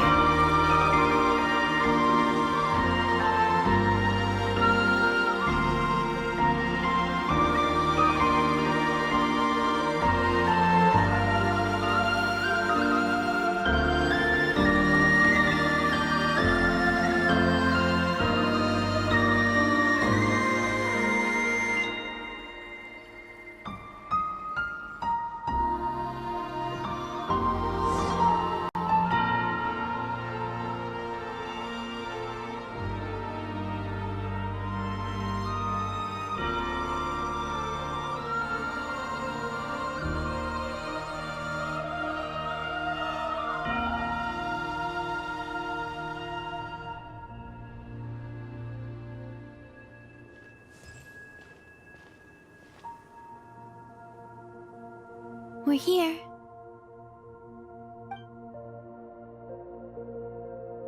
Over there.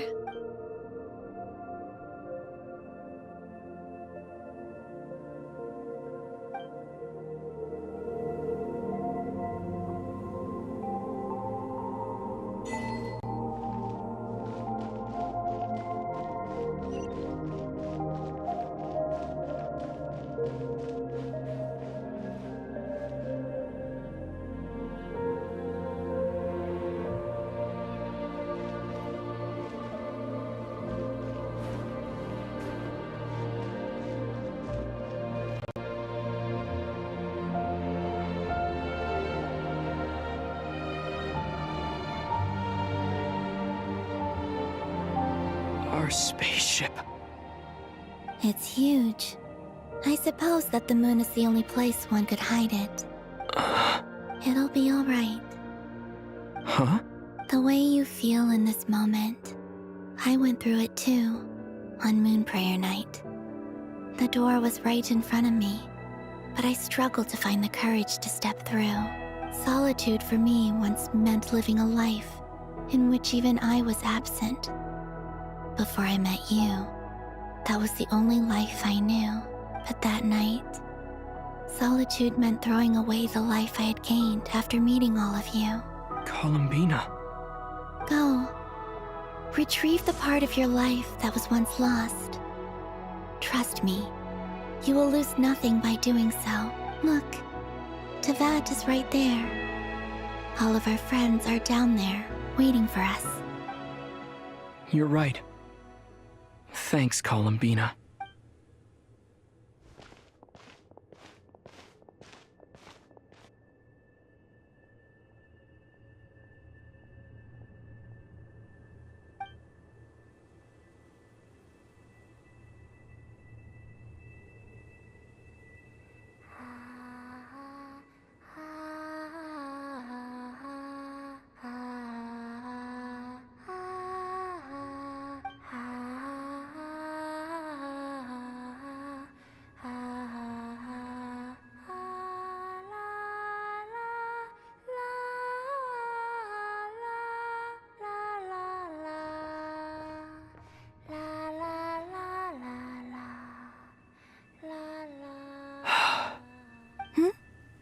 Finished? Yeah. Why did you take your eye mask off? Well, since my return, I've decided to take more opportunities to see the world with my own eyes. Besides, I've always wondered how Teyvat looks from the moon.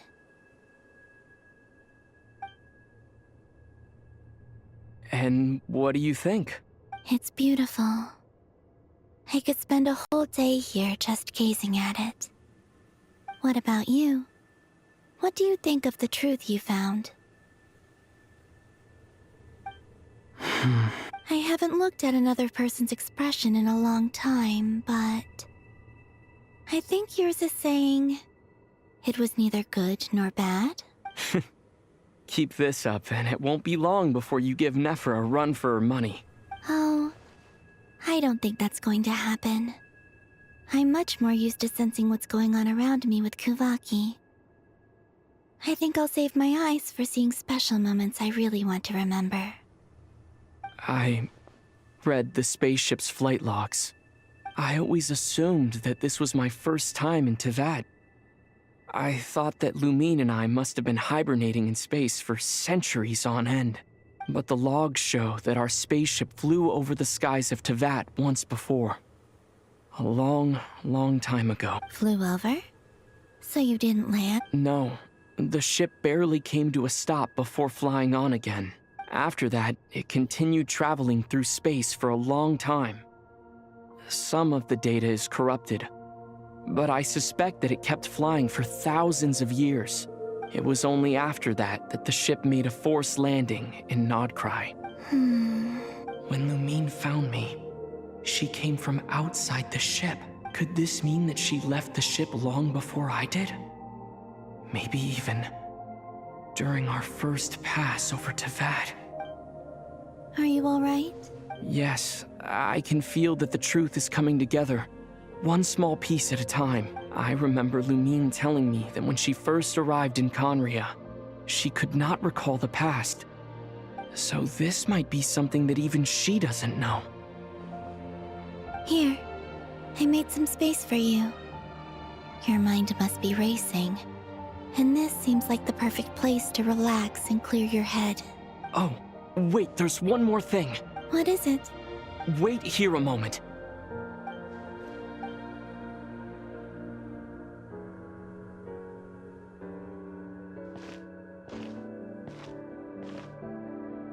Hey, Columbina.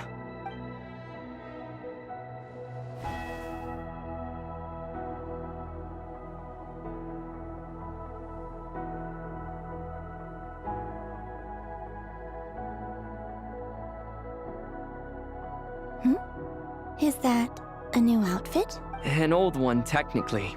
It's been in a cabinet inside the ship this whole time. It's a matching pair with Lumine's. She always liked this set more. Huh. I don't think there's a huge difference. Really? Yes, it's still the same you.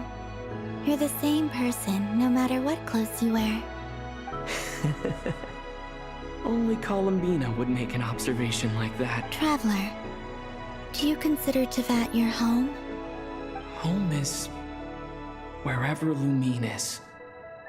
But then after all the time I've spent here, and everything I've been through, yes, I'd say it's my home. Would you change your answer if Teyvat changed appearance? I mean, if the truth about Teyvat turned out to be different than what you thought. I don't know. But I don't think so. The truth is not what matters most to me about Teyvat. When I was first born, I longed for a home. And when you get something before you're mature enough to understand the world, you just take it at face value. I thought that a home was a transaction. You give me what I want, and I'll do the same for you. But you and your friends taught me what a true home should look like. That's because your friendship matters to us. It was worth it. In the past, I thought that my birth in Nodkrai must have been a mistake. But after journeying to the distant past where the story began, I realized that it was I who chose Nodkrai to be my future home. Now, I am glad that I made that choice. I'm sure your friends are just as glad. In fact, I intend to make the same choice today as I did back then. What do you mean? Well, I've given the Eternal Moon's Marrow to Lauma, and the Iridescent Moon's Marrow to Arlecchino. And now, I shall return my Kuvagi to Nodkrai again, that it may continue to protect my chosen home. Wait, but what about your bot? Oh, are you worried that I'll disappear again? I won't. Not this time. The Frost Moon has now entered the fall sky, and I am the Trilune goddess. I am only returning to Nodkrai the part of me that it needs. I am giving what I can, because my home is worth it. Oh, and I have something for you, too. For me? Yes. Come closer.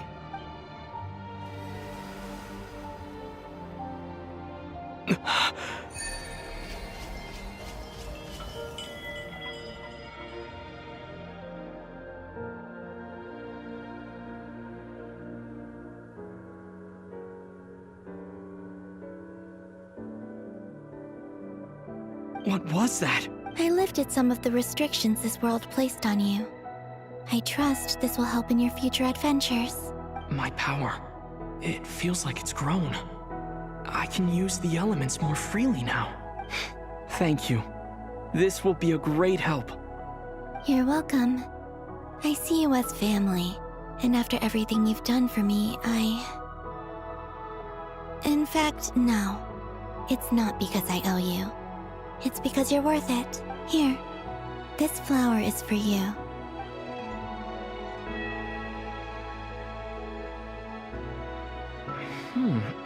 Isn't this a moon prayer blossom? Yes. Don't worry. You will never see these flowers lose their color again. I'm finally discovering the joy of giving. How I wish I'd learned this sooner. Hey, better late than never. What are you thinking about? Why don't you take a guess? You get one shot. I don't think I'll get it in one guess. But I'm sure it's a happy thought. That's kind of a sneaky answer. I can't say you got it wrong. Down in Teyvat, the moon seems so far away. I felt it might always lie beyond my reach. But on the moon, everything feels so close by. The haze that once enshrouded the skies has finally been dispersed. I feel like a traveler on a winter's night, starting a new chapter in my tale by the warmth of a bonfire. I don't have a lot of luggage, but I do have a lot of hope for the future.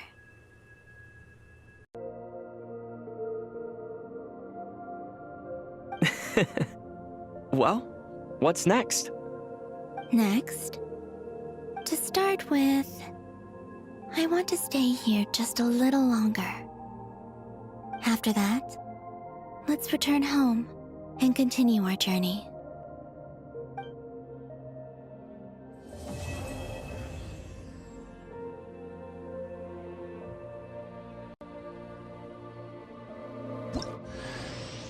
These clothes bring back so many memories.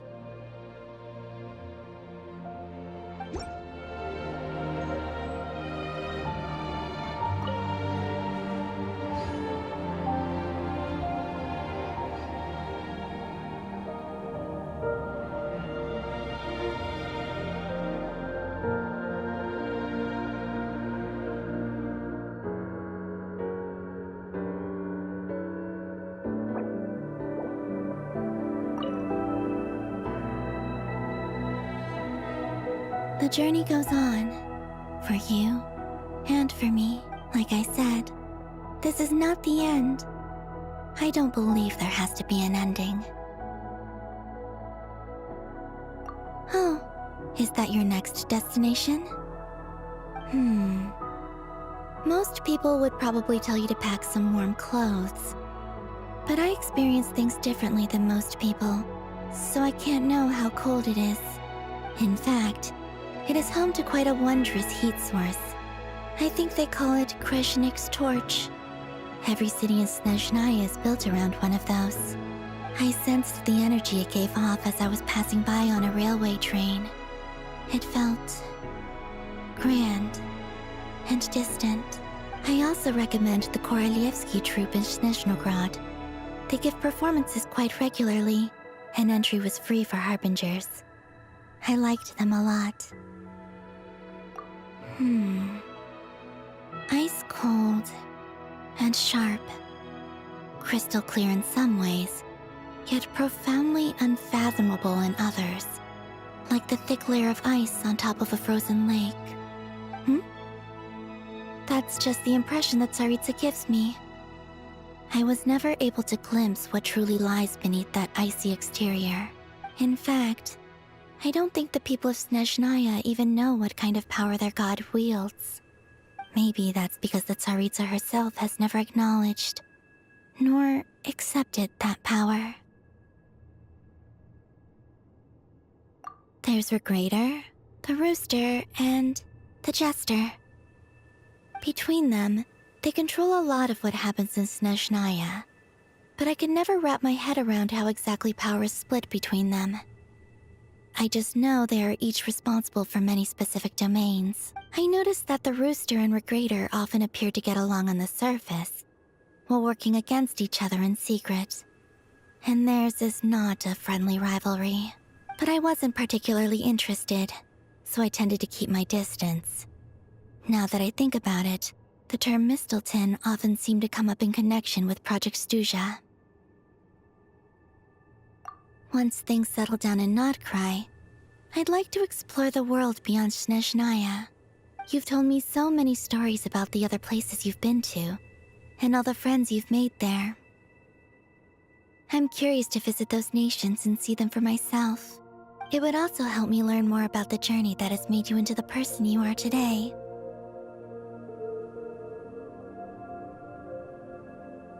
Okay. As you continue on your journey, don't forget to gaze up at the moon once in a while. It is, after all, no longer an illusion. It shall cast down its true moonlight, connecting us in truth.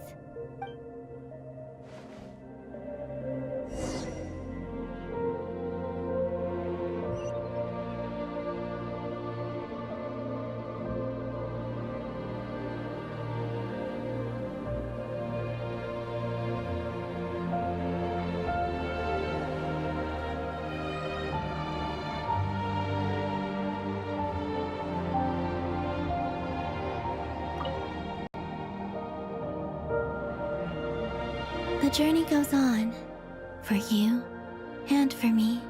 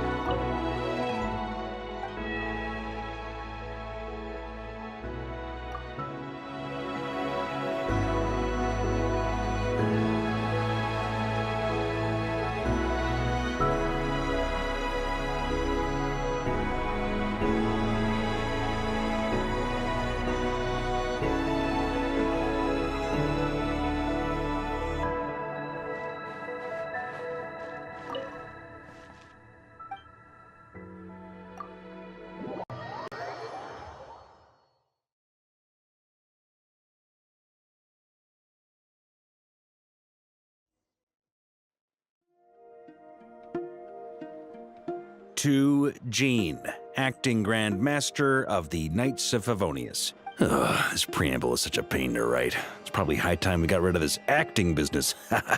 I trust that Dern has updated you all on recent events. Hope we didn't worry you too much. The good news is, we managed to come together and put a stop to the Doctor's evil schemes. With that, I think it's safe to say that nodkrai is finally out of the woods. As for the Fatui, not counting the damsellette, aka the moon goddess, who has left their organization, we found ourselves allied in this instance with both the knave and marionette. May she rest in peace. As ever, we find ourselves better off for making friends rather than enemies. But until we can ascertain the Tsaritsa's true intentions, the future remains uncertain. In a short while, wait, how am I meant to surprise everyone if I tell them in the letter that I'm heading home? Well, that would be a huge waste. Okay, got it. I will begin sending the expeditionary team back home in waves. I'm sure they'll be able to answer any questions you still have. I hope they won't gloss over the details of my many heroic deeds. But if they do, I'm sure it'll be because they're just too exhausted from the long journey. I think of Mondstadt daily. Please give everyone my best regards. P.S. The honorary knight went above and beyond this time. Are there any other honors we can give him? I'll leave it with you. P.P.S. Please be extra nice to Klee for the foreseeable future. I cashed in on the last favor that the Hexencircle owed us, so we need to earn some more goodwill. If there's any serious problems, feel free to stick me in solitary confinement when I get back. I'll do the time for her. Whew. And that, as they say, is all she wrote. End of an era. And with the moon shining down brighter than ever, I think everyone is going to sleep well tonight.